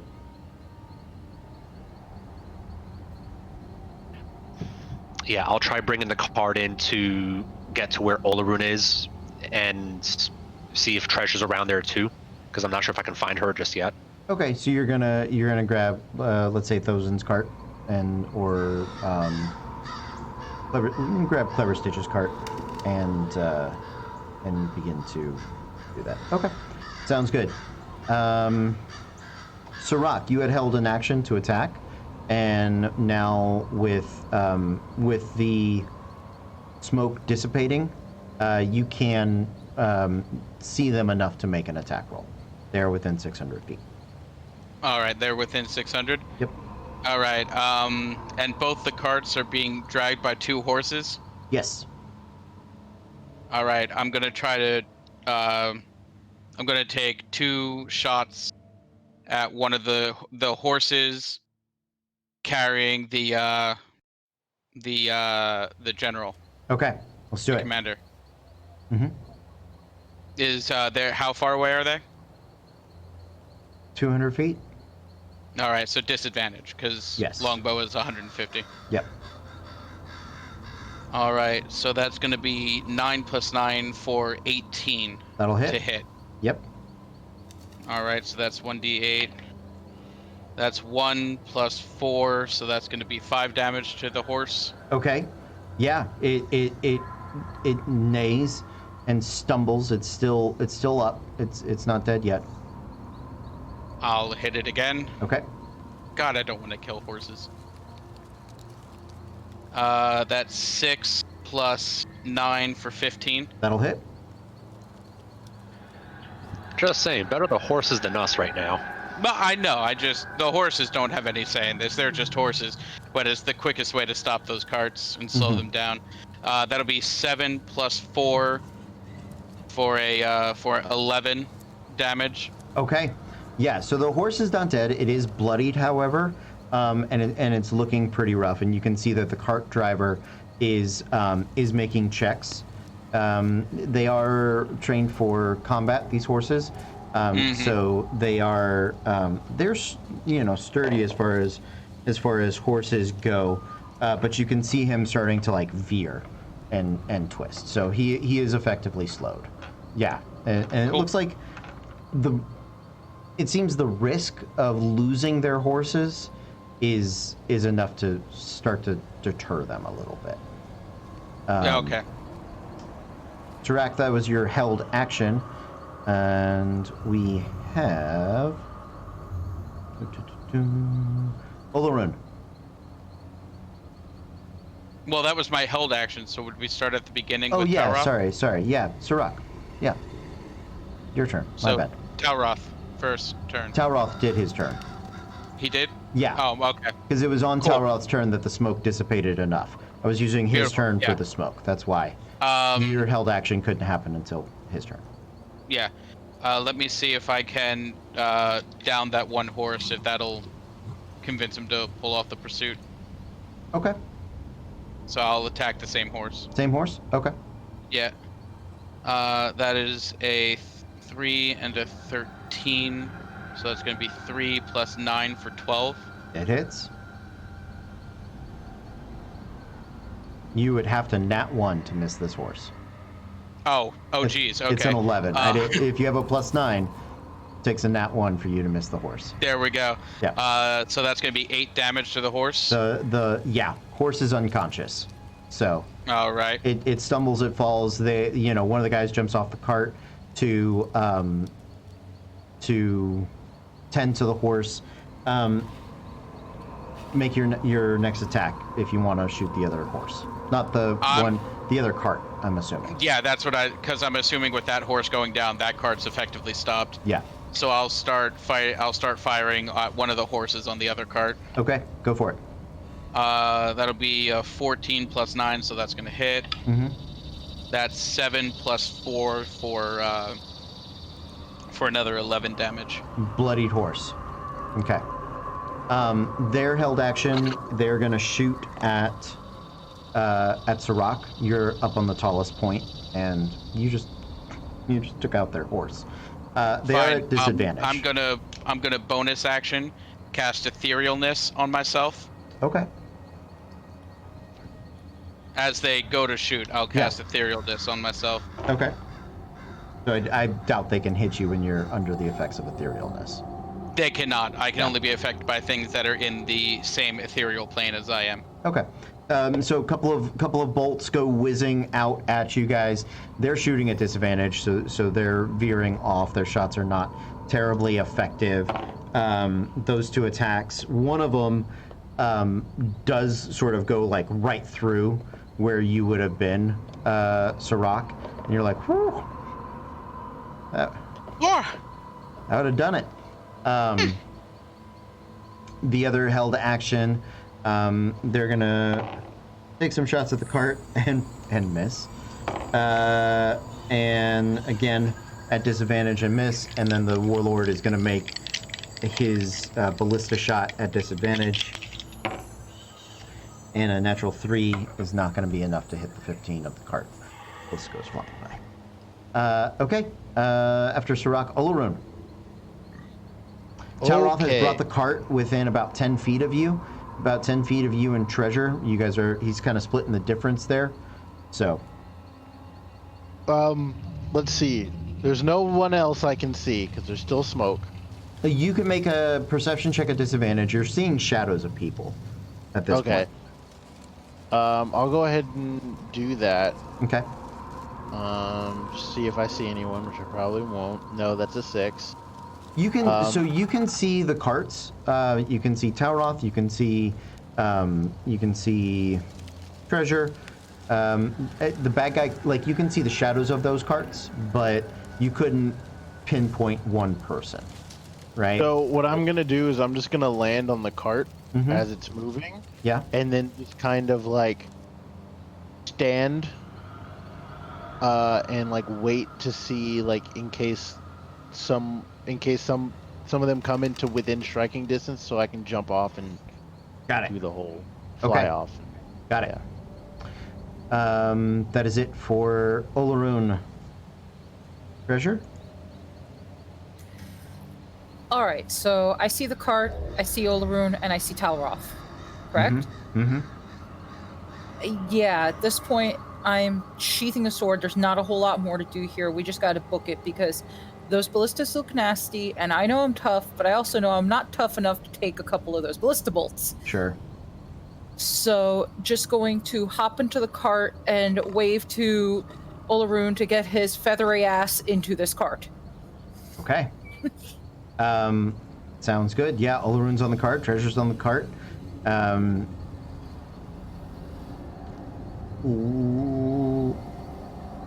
Next round. Flip them up. So, my guys are on a 4. If you guys are running, if you're leaving, you don't want to get shot at, they can't pursue you. Their horses are injured. So they'll be taking some shots at disadvantage this round to maybe try to hit your horse. But that's it. Yes, Talroth. The one thing I would like to do to try to help us with that is make sure that my cart's the last one going. I'll hand the reins to Stitch, get to the back, and pop the bottle open as we're moving so the smoke is like behind us, like a smoke screen. Okay. All right, that makes sense. I'd say you probably have to hold that action. Looking at initiatives, because what was your card? Oh, 9. Sorry, forgot 9. to write it. That's okay. Yeah, I mean you'd probably want to hold it, but is there anything else that you guys would really like to do besides make it out of here? Unconscious that other horse. Okay, go ahead and take the shot. 7 plus 9. More than enough. Full damage, 8 plus 4 for 12. Yep, unconscious. Beautiful. All right. Yeah, they don't have a lot of hit points. They're gonna make the attacks. They're already at disadvantage, being outside of range. So, and the horses have, I'm gonna say 3/4 cover because of the carts that are in the way. So they're just lobbing arrows at this point. Yeah, that's natural 1, natural 4, a 6 plus, I'd say that, and I'll say one of your horses, the one that's in the back with Clever Stitch, takes a lucky crossbow bolt in the rump. So he, right on the haunch. You see the bolt sticking out, and he neighs and it kind of stumbles. It's not enough for him to. It's a flesh wound. It's 8 points of damage of his 19. Oh, well, it's not a warhorse, but whatever. He's still up, is the point, and you guys, and he is able to move, and so you guys are. Oh yeah, dude's got 5 hit points left. He's fine. You guys do escape. You escape up and out of the wilds of Grasslands. Let's take a break.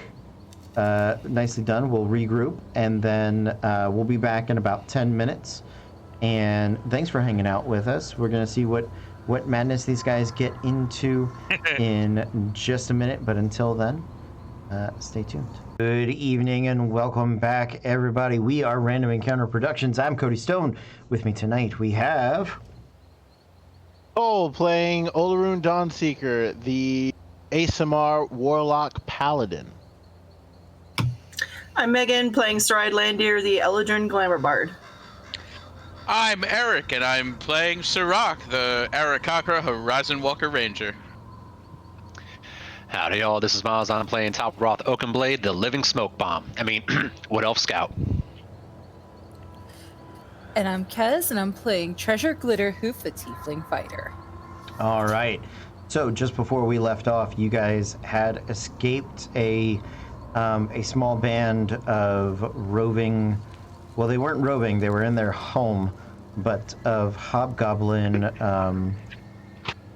raiders with war carts, or just normal carts with a ballista on back. We don't know. They were doing their own thing. But you guys did escape. You're seemingly the only real damage that happened was one of your horses took a thunka in the donka to put it appropriately. So, is there anything specific you guys would like to do on the eve after your escape? Horse. Heal the horse. Heal. Okay. I was like, I thought I made it clear it wasn't that big of an issue, but I guess if you want to Kill it now. We already know we're archivists. Am I taking over for the horse again while you do something about its behind? It's resting for the night. It's not the same horse, thankfully, and no, you guys don't need to take over for the horse. It's still able to move, relatively well, pretty well. So that is not a problem. We're just gonna draw a cutie mark where that scar is now. Just draw hearts on it. Sure. A bolt. It has to be a bolt and a ballista. Oh, little bullseye, bolt, ballista. There we go. Yes, Bullseye. His name is Bullseye. We're literally like treasures as we're driving, just gonna draw on this poor horse. Well, that's what it gets for surviving, right? Wow. That's a 2020 mood right there. That's what you get for living through this nightmare. You didn't die, so. You Have know. Amy Barrett going. Yeah. All right, guys. So you take your long rest. You take your watches and breaks. The winds and weather through the night at night is beginning to get cooler. Nothing that is uncomfortable, but you're starting to appreciate the opportunities you had to buy cold weather clothing and things like that. And it's a sign of the change in the weather in the days that are coming.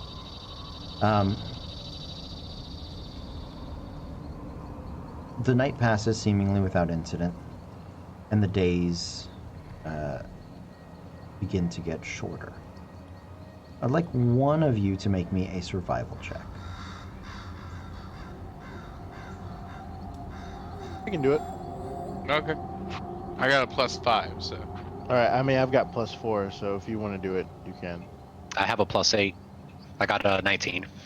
You know what? Maybe as an idea, we should let Toweroth take care Yeah, of this. I feel like that's fair. Yeah. Okay.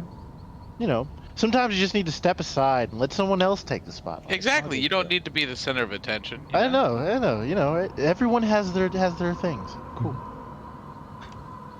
As you guys are, even after your harrowing experience with the war carts and things of that nature, you are on track to continue to travel to Lodensfracht.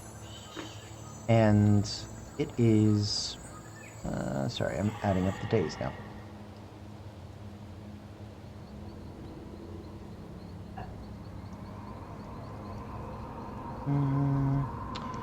From there to 4 points is about 14, 15 times 1.5 is about 3 weeks. 3 weeks travel. And you guys have gone through, let's say, about 2 weeks on the road.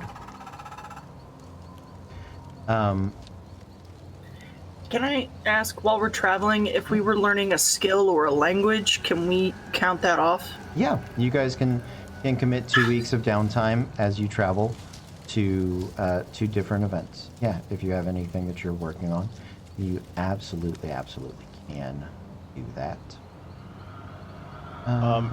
Yes. Yeah. No, because I was just wondering, is there a way I could like work with Saride and learning how to lie to people? So adventuring skills. What makes you think I know how? Or is it just like general proficiencies? So you can study languages and tool proficiencies. Those are the skills that you can pick up from training as like a downtime activity. The adventuring skills you need to either multi-class into or take a feat for. Okay. So. Can I try and learn Infernal then? Yeah, you can. Oh, who in the party speaks Infernal that can teach it to you? I think is that okay? There you go. So What do does you the think? Oh, looking for some one-on-one tutoring, are we? I hate you all. No, it's fine. That's what I'm doing with those in an orc. So well done. There are jokes to so be then- made that I'm avoiding. So, what did you have, Talroth?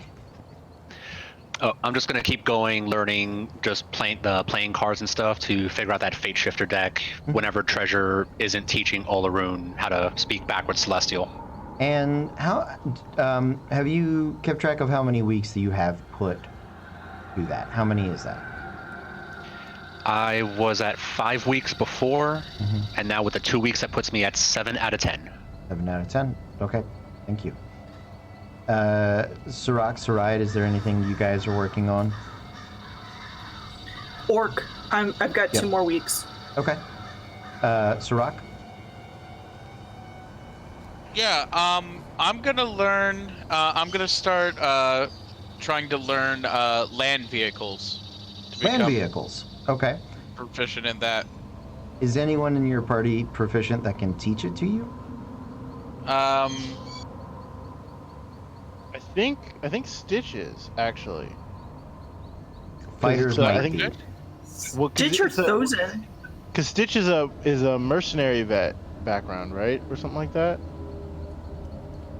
No, he came from a vet. Very different. I think if anyone Yeah. has land vehicle proficiency, it's Stitch. Yeah. Well, then Sylvester can teach Tweety how to drive a car. That's why we play D&D. First the Animaniacs reboot, now this. Yes! Mm-hmm. Mm-hmm. You son of a bitch! You did it. All right. So, one last week to go. Who wants to roll me a percentile? Go for it. So that's 2 weeks of learning we're doing. Yeah, you've done 2. Out of how many that I need to? It's 10 minus your intelligence modifier. Thank you. 20. 9. 20. Okay.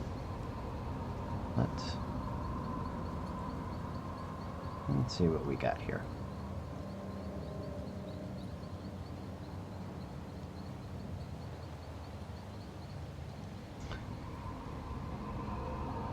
Roll me a d8.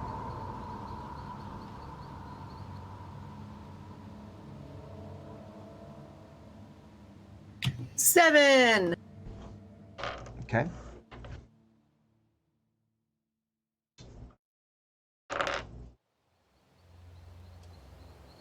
Okay.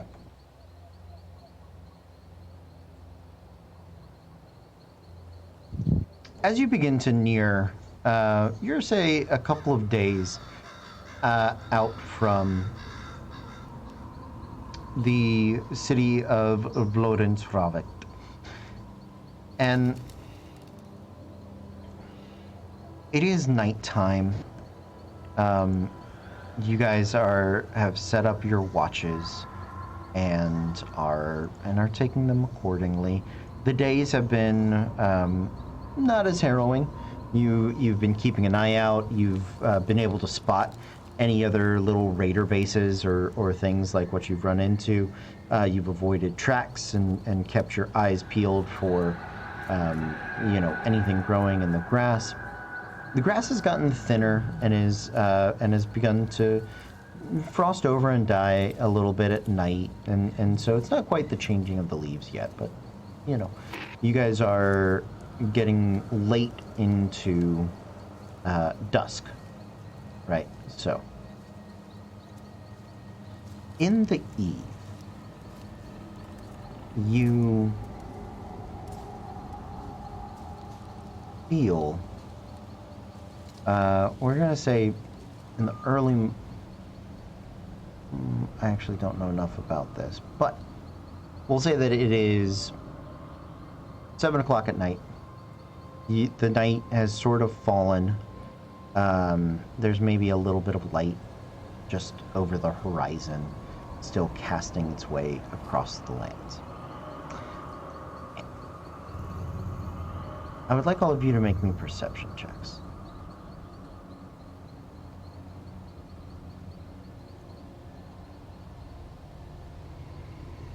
18, baby. 13. 21.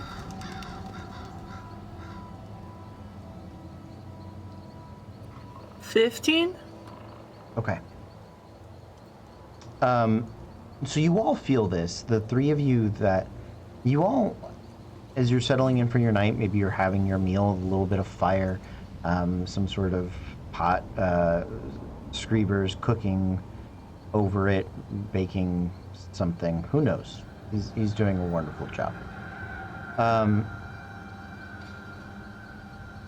you see the flames dancing in your fire, and they begin to tremor.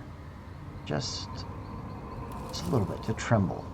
And you sort of, seems odd, and then you can feel it underneath your feet, and those of you sitting on the ground or on a stool or something like that, you can feel just these heavy sort of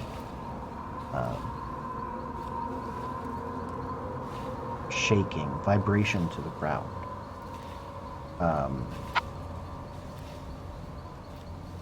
It is dark, so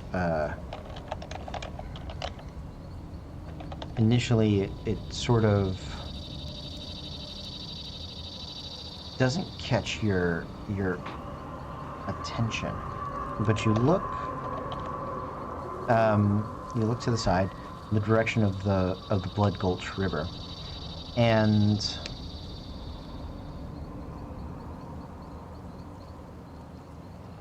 there are,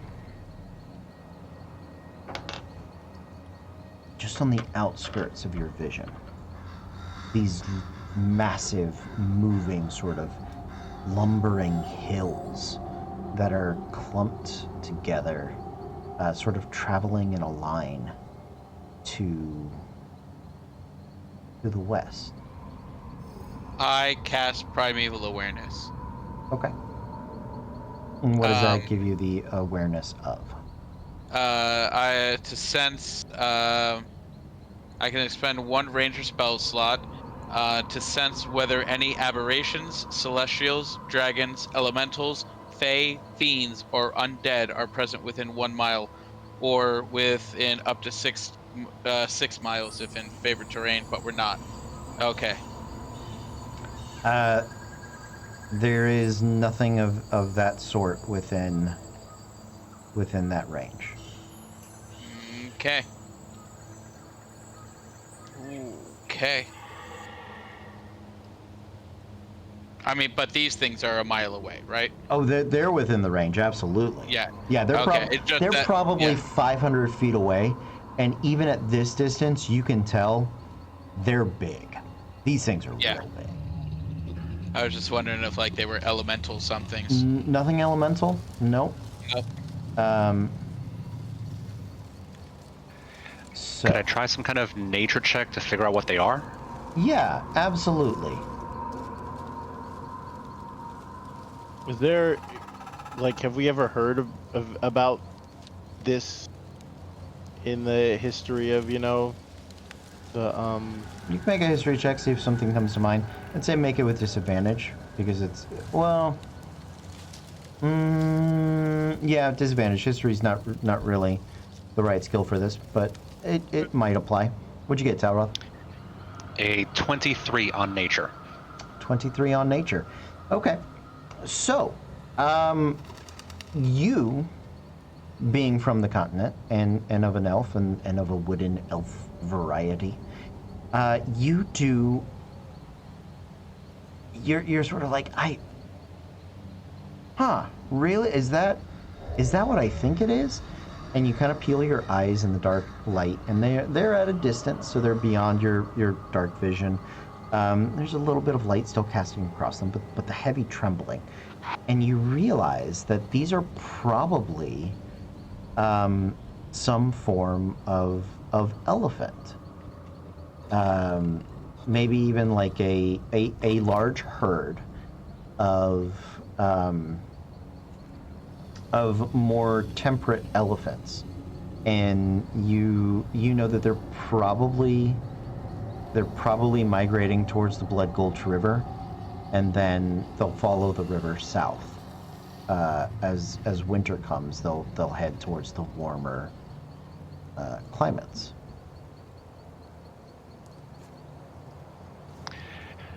As I'm remembering all that, would that remind me of like 4 Hooves of Thunder or anything like that? Make an intelligence check.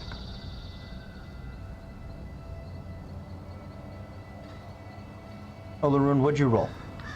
I rolled a 14. A 14. So, you do remember that elephants are not as common on this continent anymore.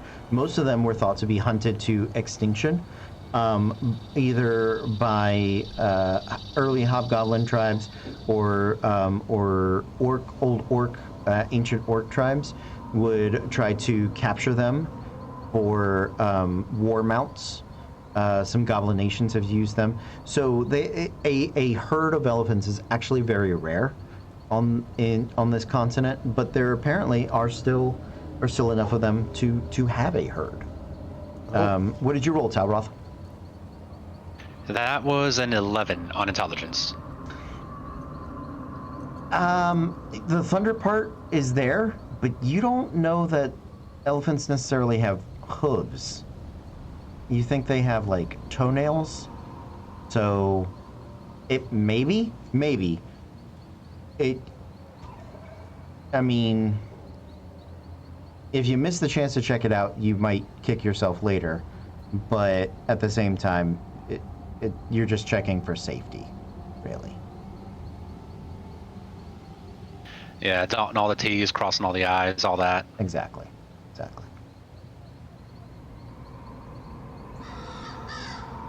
What would you guys like to do?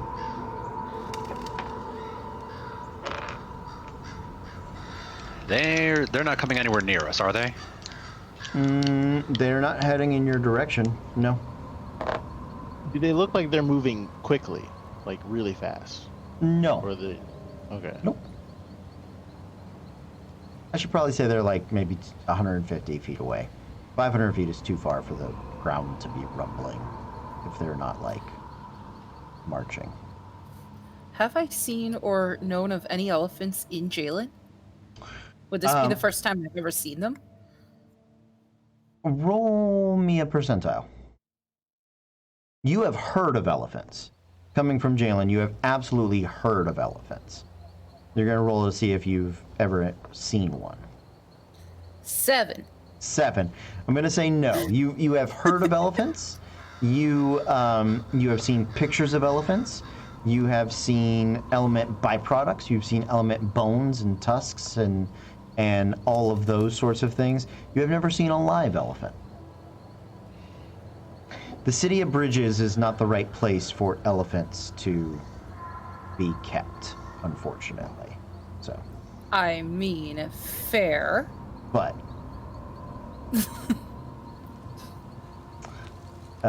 So yeah, the herd seems to be passing you by. They'll probably pass throughout the night. And if you guys don't have any further interest in them, then off they will go.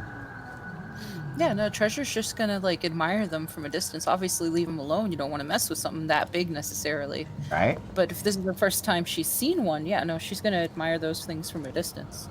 Nice. Okay. Yeah, Talroth will just be sitting on top of the cart, just kind of fiddling with the deck of cards, just kind of watching them pass. Okay. Sounds good. They go by. 30 minutes, an hour, maybe. As you guys try to take a count of them, it's a pretty large herd. Looks like it's about 40 of them. Not the biggest herd. They can get up to 100 or so, or as small as like a 8, half dozen. But yeah, the elephants go marching by. Mm-hmm. The next day, you can see the ground has been thoroughly trampled. You guys wake up in the morning and go through your things. It's the last day's travel before you make it to the town. Is there anything you guys would like to do before arriving?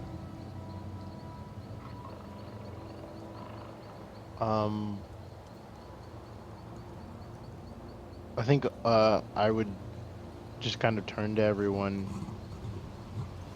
and I'll be like, I know why we're going in this direction. And I just want to say thank you. I definitely don't think I could have done this by myself, or any part of this by myself. So,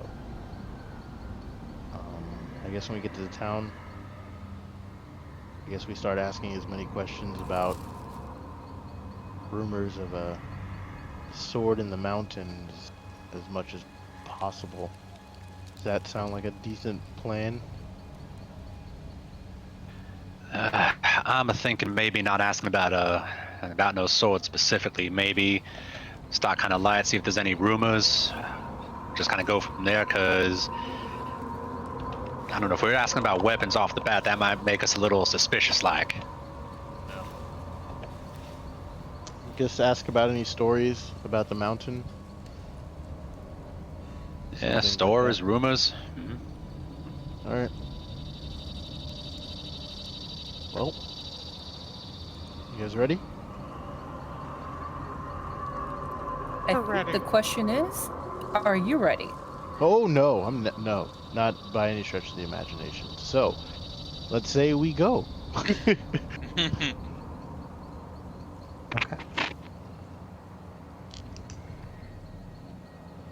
You guys approach the town of Lodensravekt from the northeast, traveling to the southwest. The first thing you can see are great spires stretch into the sky.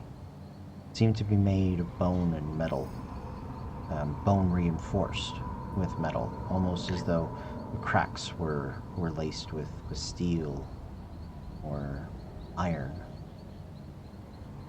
any number of other precious metals. They look like, sort of like elephant tusks, but massive, the size of buildings.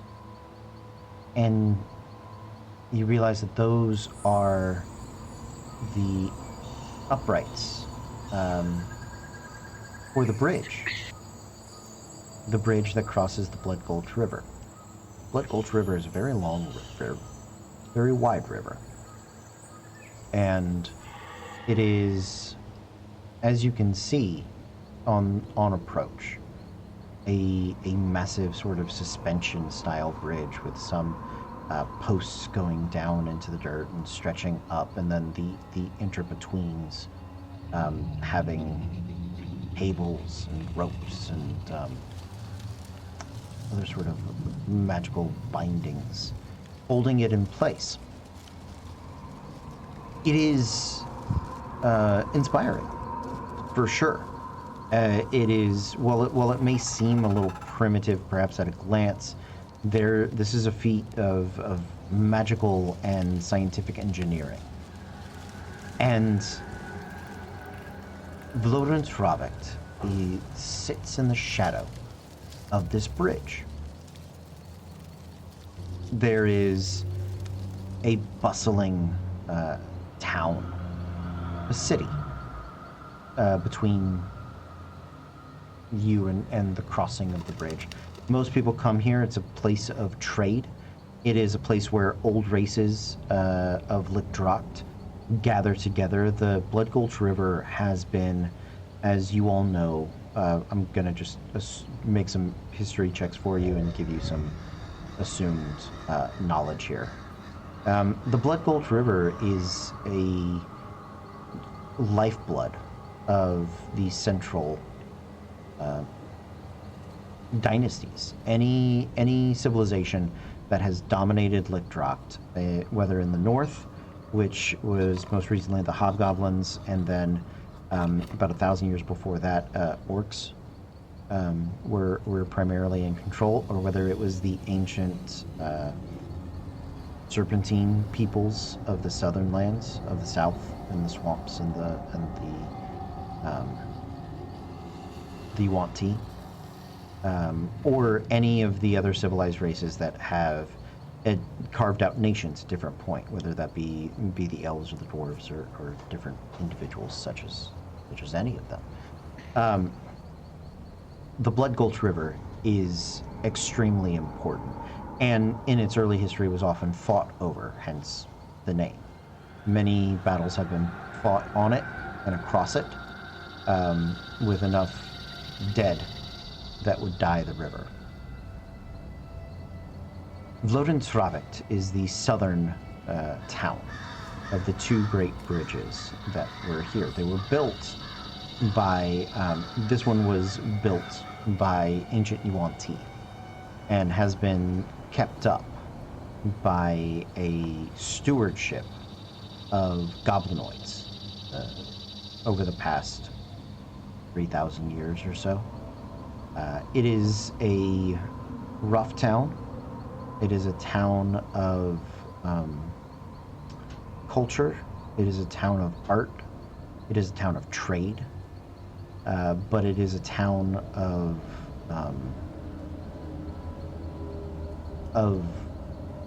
this is the separation between East and West, right? This is a what is that in our world? St. Louis? That feels odd. Never mind.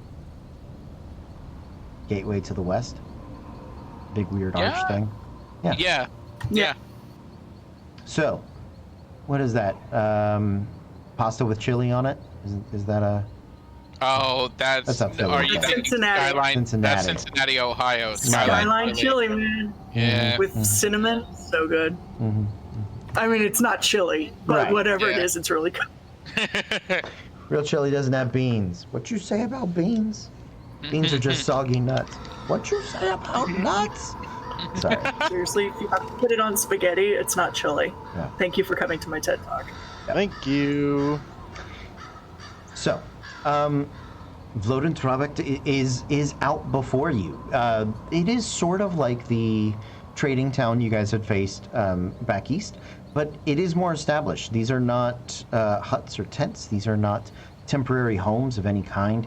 These homes are built with wood and brick and stone gathered from the area. The older parts of the town are the ones that are closest to the bridge, and then it sort of has built out from there. And the oldest portions are the streets that run down the thoroughfare. A lot of these buildings, as you're coming up on them, the old ones are brick and stone. They are 2-story, maybe 3 at the most. Most of them are pretty short. There are no skyscrapers or anything very tall. So from wherever you're at in the city, you can always see the general direction of the bridge. You may not be able to see the base of it, but you can always see where those bridge uprights are. Very easy. Down this central thoroughfare, the city is busy, it's bustling, and it is full of marketers. And each of the buildings has, if they don't have some form of statue relief carved into the stone that makes up and supports the building, then they have some form of like graffiti or paint or heraldry on each of these buildings. And you can tell there is at least a format to it. These buildings are the oldest in Sravik, and these buildings are the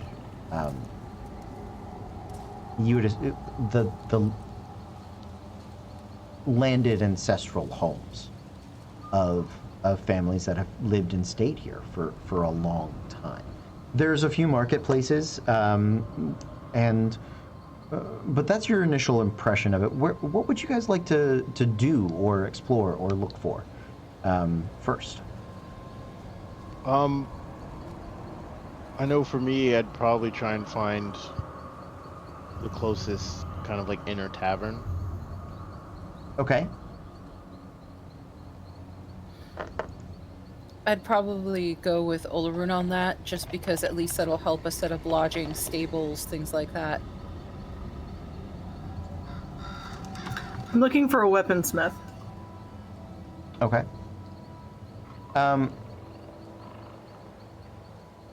So, do you guys want to? The city is sort of separated out into districts. Do you want to get like into the heart of it? Do you want to go near the bridge side? Do you want to try to stick to what are more traveler quarters, or are you looking to explore parts of the city that are more established? Just give me like a broad idea here. I think honestly, as of right now, I'd probably want to stay more towards the travelers' quarters for Okay. me. Yeah. So travelers' quarters are just on the outside of like that main thoroughfare road, and because that's where most people, the main road. But it is just to the north side. North side is a little more traveler, right? South side is more locals, and you guys do start looking around there. So first up, we were looking for an inn. Do I get that right? Yeah. Yeah. Okay. Cool.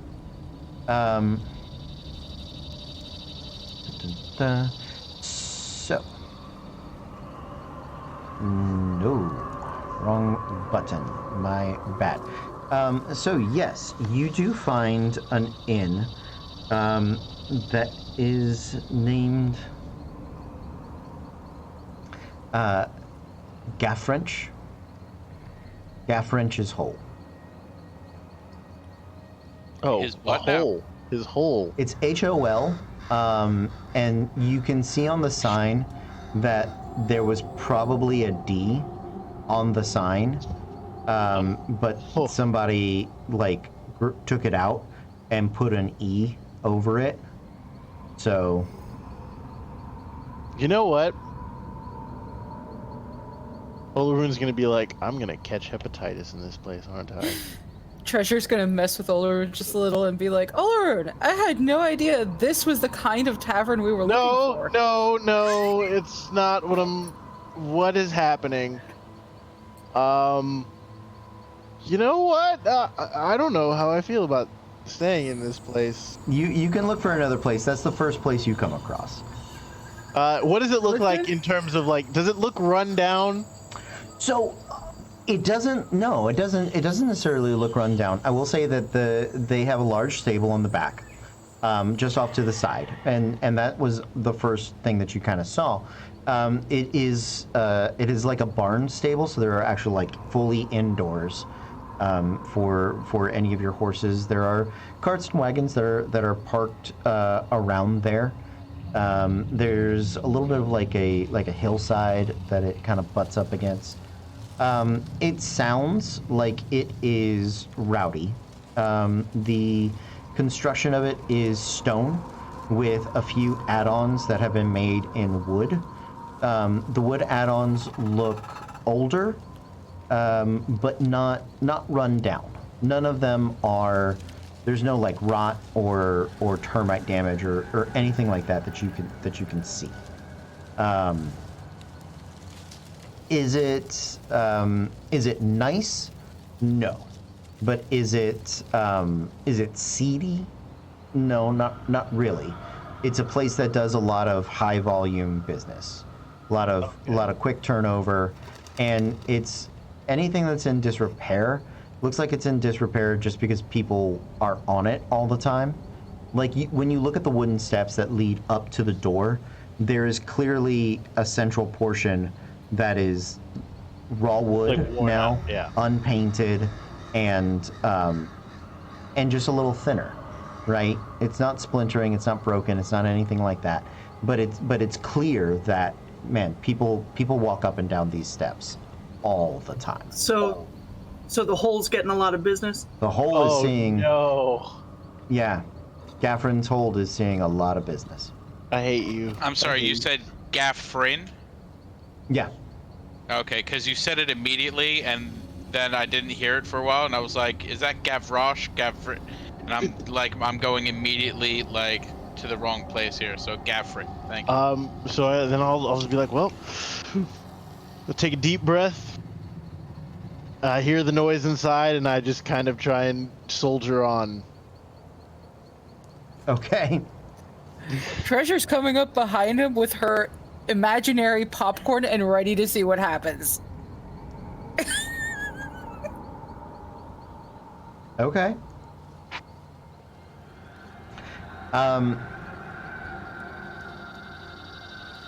Sounds good. So, as you make your way into Gaffrin's Hole, I didn't realize it was going to be this much of a problem. I'm so sorry. The place is pretty busy.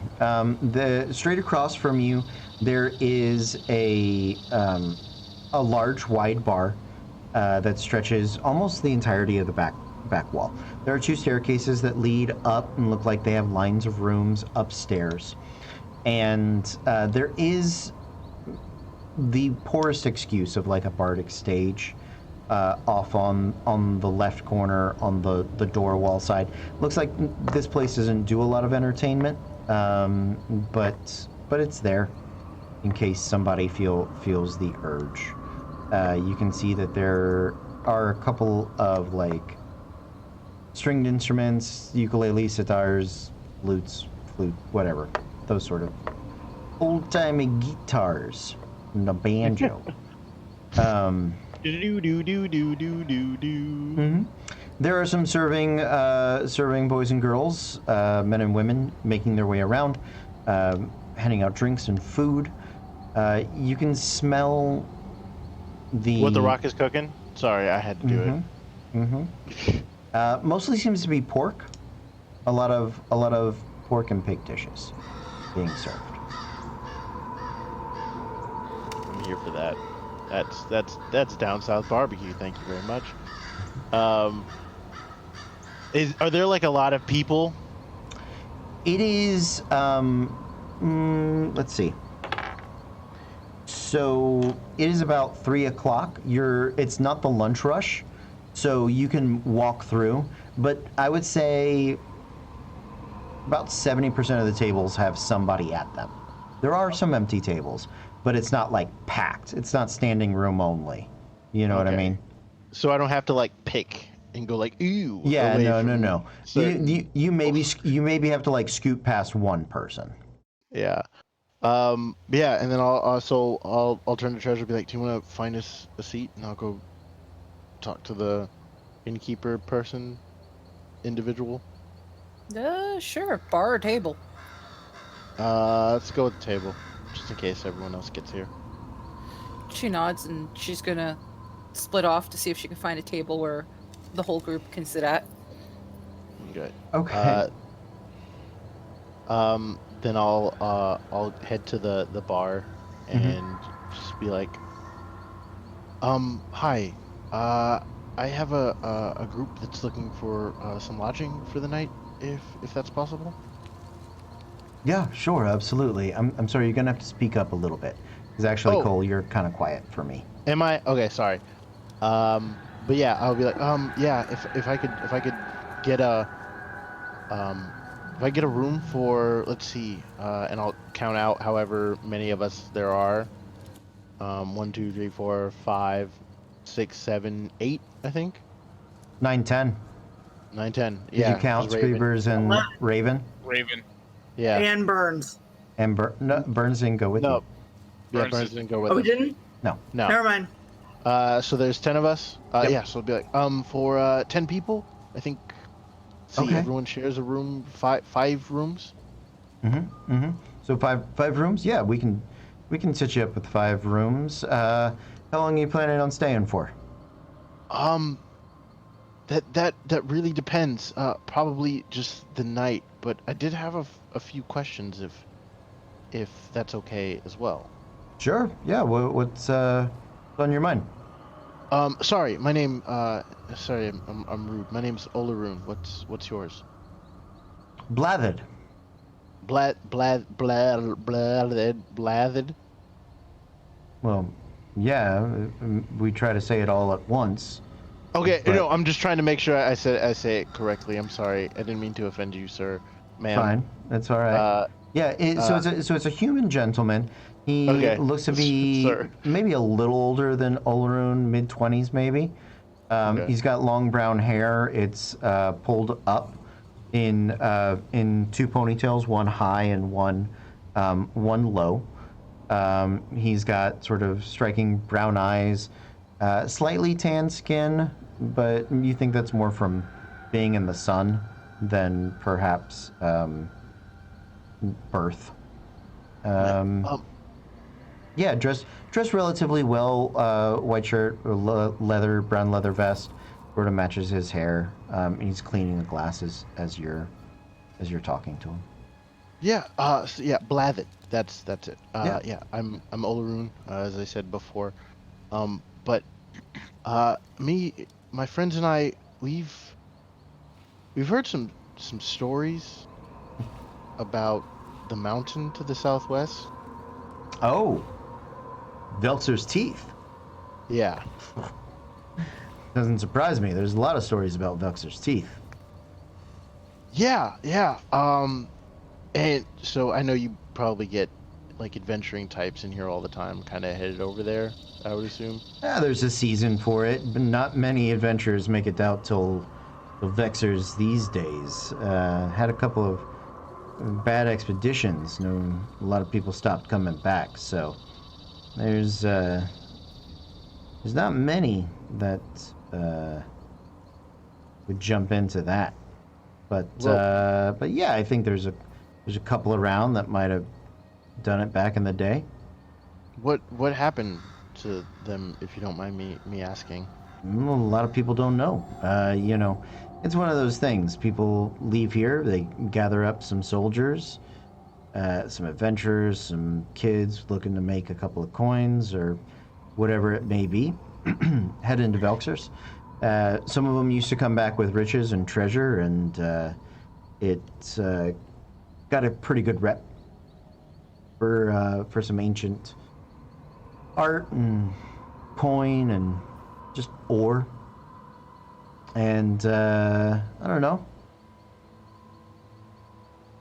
When I was a kid, people just sort of stopped going there, stopped coming back too. I think the stop coming back happened first. But you never know.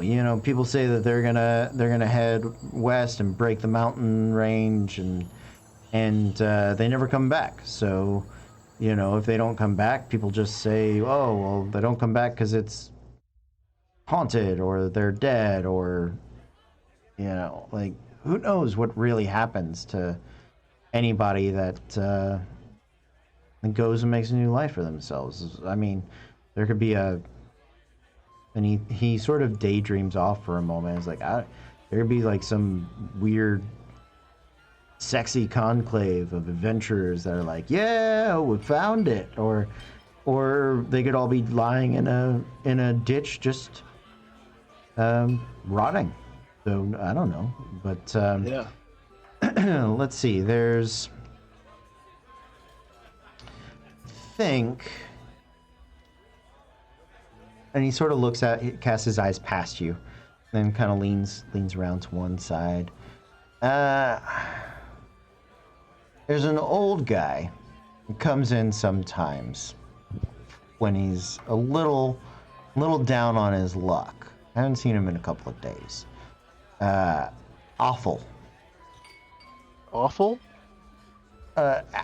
Affle? It's AFFAL. AHL maybe. Yeah. That's an unfortunate name. Well, I'm just saying. he played into it. He's Ooh, Awful the so Awful. he's kind of unpleasant.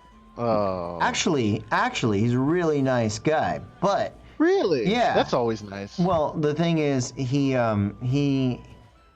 used to have this. He's old now. He's old, so they call him Awful just because he's you know what happens when you get old. You just get kind of crotchety. Yeah, I mean, there's some people who said I'm kind of like that already, but It's okay. You'll grow into it. Yeah. Anyway, Apple used to have this rep that he would kill anybody any way you wanted. That was his gimmick, right? And he played it up. He'd always have a story about it, or he's always got like a this one time, I whatever, and it's some huge like at this one time at like Bard Camp or whatever. no, it's like a tall tale. You'll be like, oh, who came through here was it was like an elf. He's like, oh, I I killed the king of the elves when in my youth and I did it by swinging on a chandelier and dropping on top of him, and then I filled the room with smoke and evaporated into the night, and you know. Oh yeah, and or like I once had a contract to kill the Jack or something like that. You know? Yeah, Like, exactly. something crazy. Something like that. And it's so you know he's full of those, but if you can sort through his fictions, right? I do know that Athel was probably on one of those last expeditions that went to Velxer's Teeth. Okay, well, me and my friend, she's the very statuesque golden tiefling in the corner. Oh wow, yeah. Yeah. We're gonna be here for a while, Okay. clearly, because we need a place to stay. But Mhm. if you could let me know when he walks in, I'd really appreciate it. Yeah, I can. Like I said, I don't know if he'll be here tonight, but if you want, I can send somebody out looking for him. Yeah, please. I'd really appreciate it. Okay. I got some questions in terms of some stuff. All right, you want something to eat? You want something to drink? Yeah, I'm definitely I could eat. So what you got? Okay. He goes through the menu with you, and you know, you do get the idea that for him to send somebody to look for Athel, he's looking for like a couple of coins for the service. So I'll get 2 specials, 2 ales, and then I'll throw him an extra gold piece. I would say. Okay. Is I feel like that's reasonable. Sure. Yeah. He doesn't seem impressed, but it seems like he'll do it. So we'll say the whole thing costs you 2 gold. All right. Then you know what? I'll throw in 3 gold pieces then. Okay. Three makes it feel like you have a better chance of seeing him tonight. So you do book the rooms. So 3 gold pieces for dinner and for him, or 3 gold pieces for him, a gold piece for dinner, and then we're gonna say for each room, I want to say what, like 2 gold pieces. Okay. So A 5 room. rooms. So 10. Yeah. Okay. Cool. No problem. So. And then I'll just bring the food and the ale back to the table Mhm. where your treasure's at. Okay. So. Saride, you went looking for a weaponsmith. Yes. Okay. Yeah, is there any specific type of weaponsmith that you would like to find and or need to find? I'm looking for a very specific weapon, so yes. Okay. Yeah. What are you looking for? Flame blade? Flame blade. Okay. So. What was it that Olrin was looking at before we left town? Was it a flame blade? Flame tongue? Yeah, flame blade. Flame tongue. Flame tongue longsword. There it is. Um, She is the suburban mom going Christmas shopping for her kid. She's not entirely sure what the He-Man's name is, but maybe the shopkeep will know. I don't know. okay. Okay. My son loves this show. It's got fire and it's a sword thing. Do you know what the kind I'm talking about though? All right. Make me an investigation check.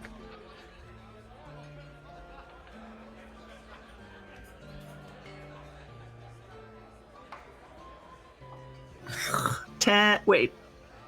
10. Okay.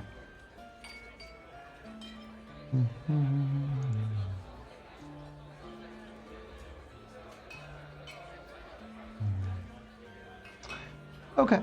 So you go wandering around, looking through these different shops. None of them seem to have anything that lights on fire. The closest thing you find is this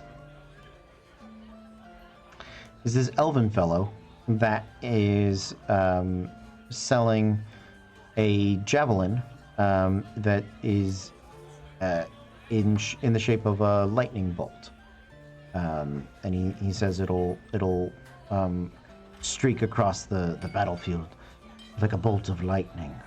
Although it doesn't come back to you, you have to go fetch it afterwards. Well, that's a bit of a design flaw, then, isn't it? Well, I didn't design it. I just sort of kept it. No, I didn't mean to suggest it's more amusing out loud. I apologize. No.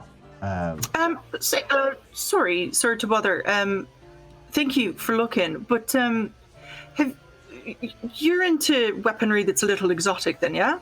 I've run into a few exotic pieces here and there. Yes, I don't necessarily trade in them often, but this particular piece is just a spare piece that I have. So yes, I've been through a few shops. What else are you looking for? Well, there's more of a...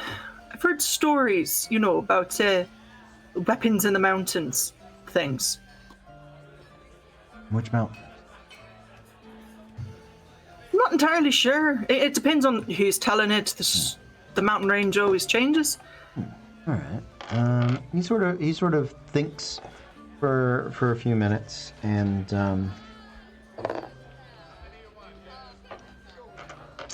okay, roll me a percentile.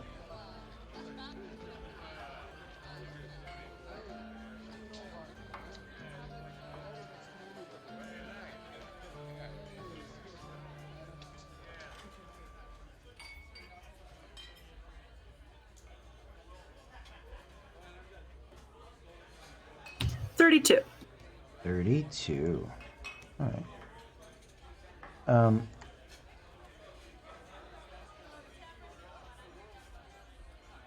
He goes, all right. Well, you is there anything else you remember about this sword or whatever it was?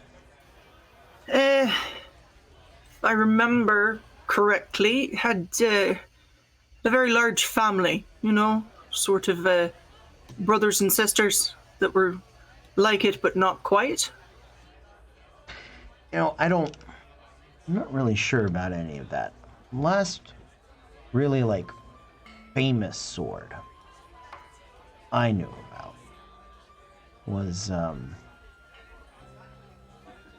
this friend of mine, a couple of jobs back, used to swear that he ran with this rogue, cutthroat, assassin kid that, the way he told it, the guy never stepped out of the shadows, darkness just followed him everywhere, and he had this steely gaze, those kind of things. Right, I know a guy exactly right. the same. Exactly. So, to hear my buddy tell it, this guy would, if there was anything, if he was in any sort of darkness, anything dimmer than broad daylight, right? Then the night would just drain the blood from his foes. It would seep into the ground, sort of. It was this real dramatic affair. Now I asked him, I was like, well, why didn't you keep running with me? He's like, because if I did, I was worried that I'd fall asleep one night and I'd wake up without blood. I said, well, I don't think you wake up if you have no blood. And then we got into an argument about that. But that's neither here nor there. He said this kid made his way west, that he was going into the mountains for something. What did he call that thing? Night something? I don't know. Darkest night owl, tooth of the night something. Night something. Night something. Yeah, it was night something. And the kid was going past the warden's watch, past the warden's towers, into the far west, into the Broken Lands beyond there. So,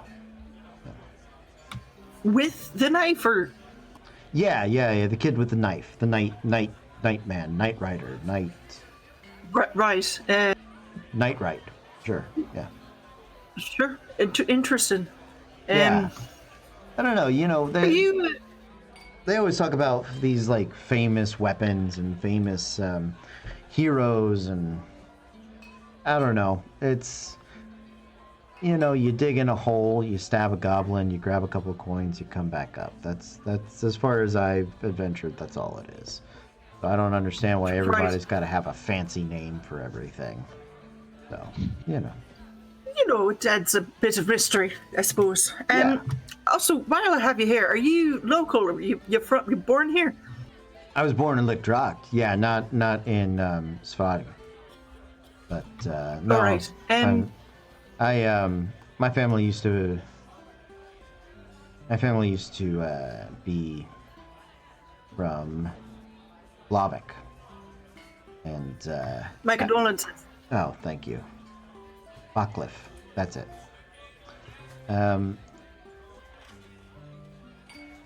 So, you know, I'm first generation nomad, but I'm sure my parents had some sort of, I don't know, history or lineage. I didn't really get to learn it. Mind if I ask you another question about a weapon then too? Sure. It's slightly more local. I don't really have a name for it, but I know the family it went missing from. Okay. Do the Oaken Blades mean anything to you? He sort of, you can tell Makes something. a history check. Yeah, he does. Something kind of tickles the back of his brain. Yeah, I think I remember those. There's, yeah, I think there was some. My older brother mentioned something about them, something like that. Yeah.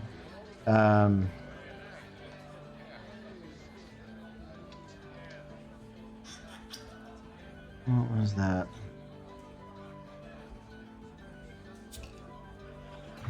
I will give him inspiration to remember. Okay.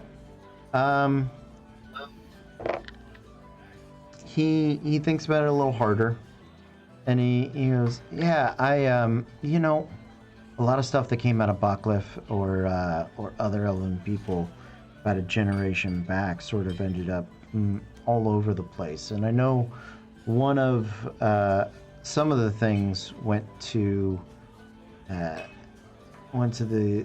Centauran allies that helped raise Bacliff. So I don't know if that's where the Oaken Blades are, but I know they got a fair cut of the spoils, you know. Centauran, like centaurs? Yeah. 4 horses, 4 hooves. You know, some of them said that their leaders had more hooves or more legs. I don't know. I don't think more legs makes you run faster, but you know, whatever. Well, this has been very helpful. Thank you so much. So you want the javelin, right? Oh God, no! But thank you. He sort of looks at you like, well, you're gonna pay me for everything I just told you, right? Oh God, yeah. I'll give him 20 gold. Okay. He seems very pleased. Is that fair? Yeah, he is. Okay. It is more than fair, and he's like, well, oh yeah. Yeah. What else And is? 5 gold extra for some discretion. I think the 20 bought you discretion. Let's make it 25. It's easier for me to count off. Done. Take it. Is there anything else you guys, Sirach and Talroth, what are you guys up to? I would have left my double-bladed sword and most of my stuff in the carts and just kind of gone into town, just walking around, checking things out. maybe trying to visit a little more of the shadier spots and kind of with some thieves can't see if maybe I can pick up some rumors or see if I can find some not so public goods. Is there a specific good that you are looking for? Not in particular, just more seeing what, basically just getting a feel for the town, like what kind of stuff would they have in this part of the world that would be kind of black market for them. Okay. So yeah, I mean, there's always a black market for magic arms and armor, those sorts of things. You get the feeling that whatever's illegal, it's more illegal because they're stealing it off somebody that has to pass over the gate, or through the bridge, and so it's a lot of quick fence jobs, or it's a lot of specific, like if you are looking for X, they'll sort of sift through all the travelers and try to find it for you. Gotcha. So if they don't have it, they'll find it off the back of a truck in a day or two. Right, either that or it's not in the city. But if you pay enough, they'll keep an eye out, and if it ever comes through, they'll grab it for you. That's sort of their modus operandi. You do get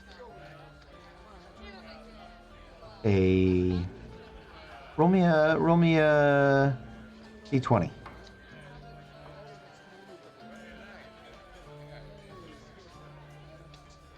Am I adding anything to it or just flat roll? Just a flat roll, please. 7. 7. Okay.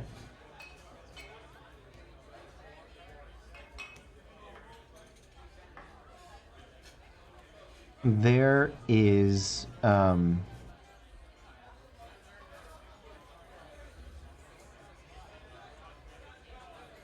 there's a name that sort of crosses your path.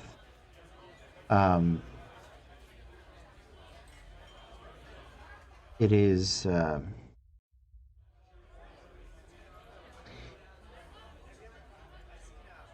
Lord Lennel Klein.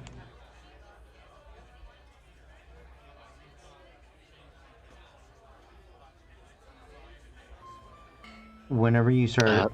sorry, how's that spelled? Lenel, Lennel Klein, Clyne, Lennel Klein.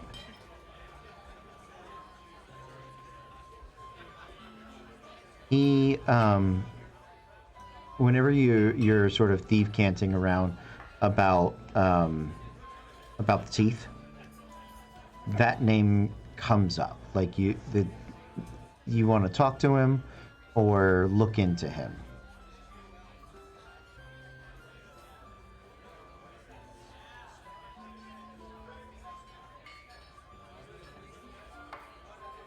All right. Yeah, I'll definitely. Sorry, choked on a beard here. You're good. Yeah, I'll hang on to that name for a second, or at least for now. And yeah, just kind of still spend the day just getting the feel for the town, seeing what they have, just acclimating, and then I'll eventually meet up with everybody. Okay. So, Rock, is there anything special you are up to? Yeah, actually. I'm gonna get a little bit lost towards what would be like considered some of the like richer ends. Okay. And when I feel I'm slightly is there anywhere that seems like really like a really like nice imposing building, or like a building of some repute maybe? Make an investigation check for me. Ooh, that's not bad. That is 17 plus 1, 18. 18. So, the largest estates or manors, right? The sort of oldest ones are on the main street. I would say the most opulent ones are on the north side of the bridge near the river. They're essentially riverfront properties that have some of them have like little docks or boats moored, and there's I guess whatever the river version of a regatta is, or a I don't know. Regatta's like a train of boats, a place where boats are kept. Yeah. It's the row homes in Philadelphia. Sure. Yeah. So those are probably the biggest. I'd say there's maybe a handful, a dozen at most, of like 3-story manors. None of these places are have a lot of like land to them. Everything's been kind of built up around them. But these places are walled and have like gates in front of their community. So. Cool. I'm gonna just cast Detect Portal. Okay. Roll me a percentile.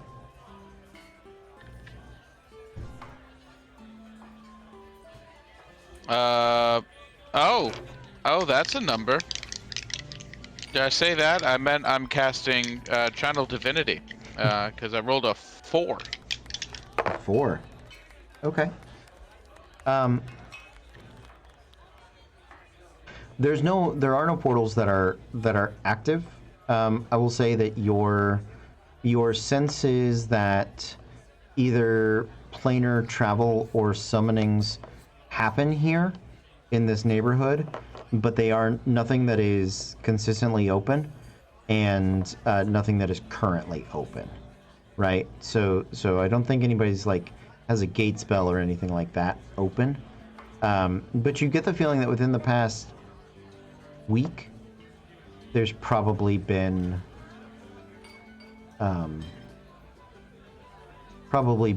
either a summoning or a plane shift or something like that.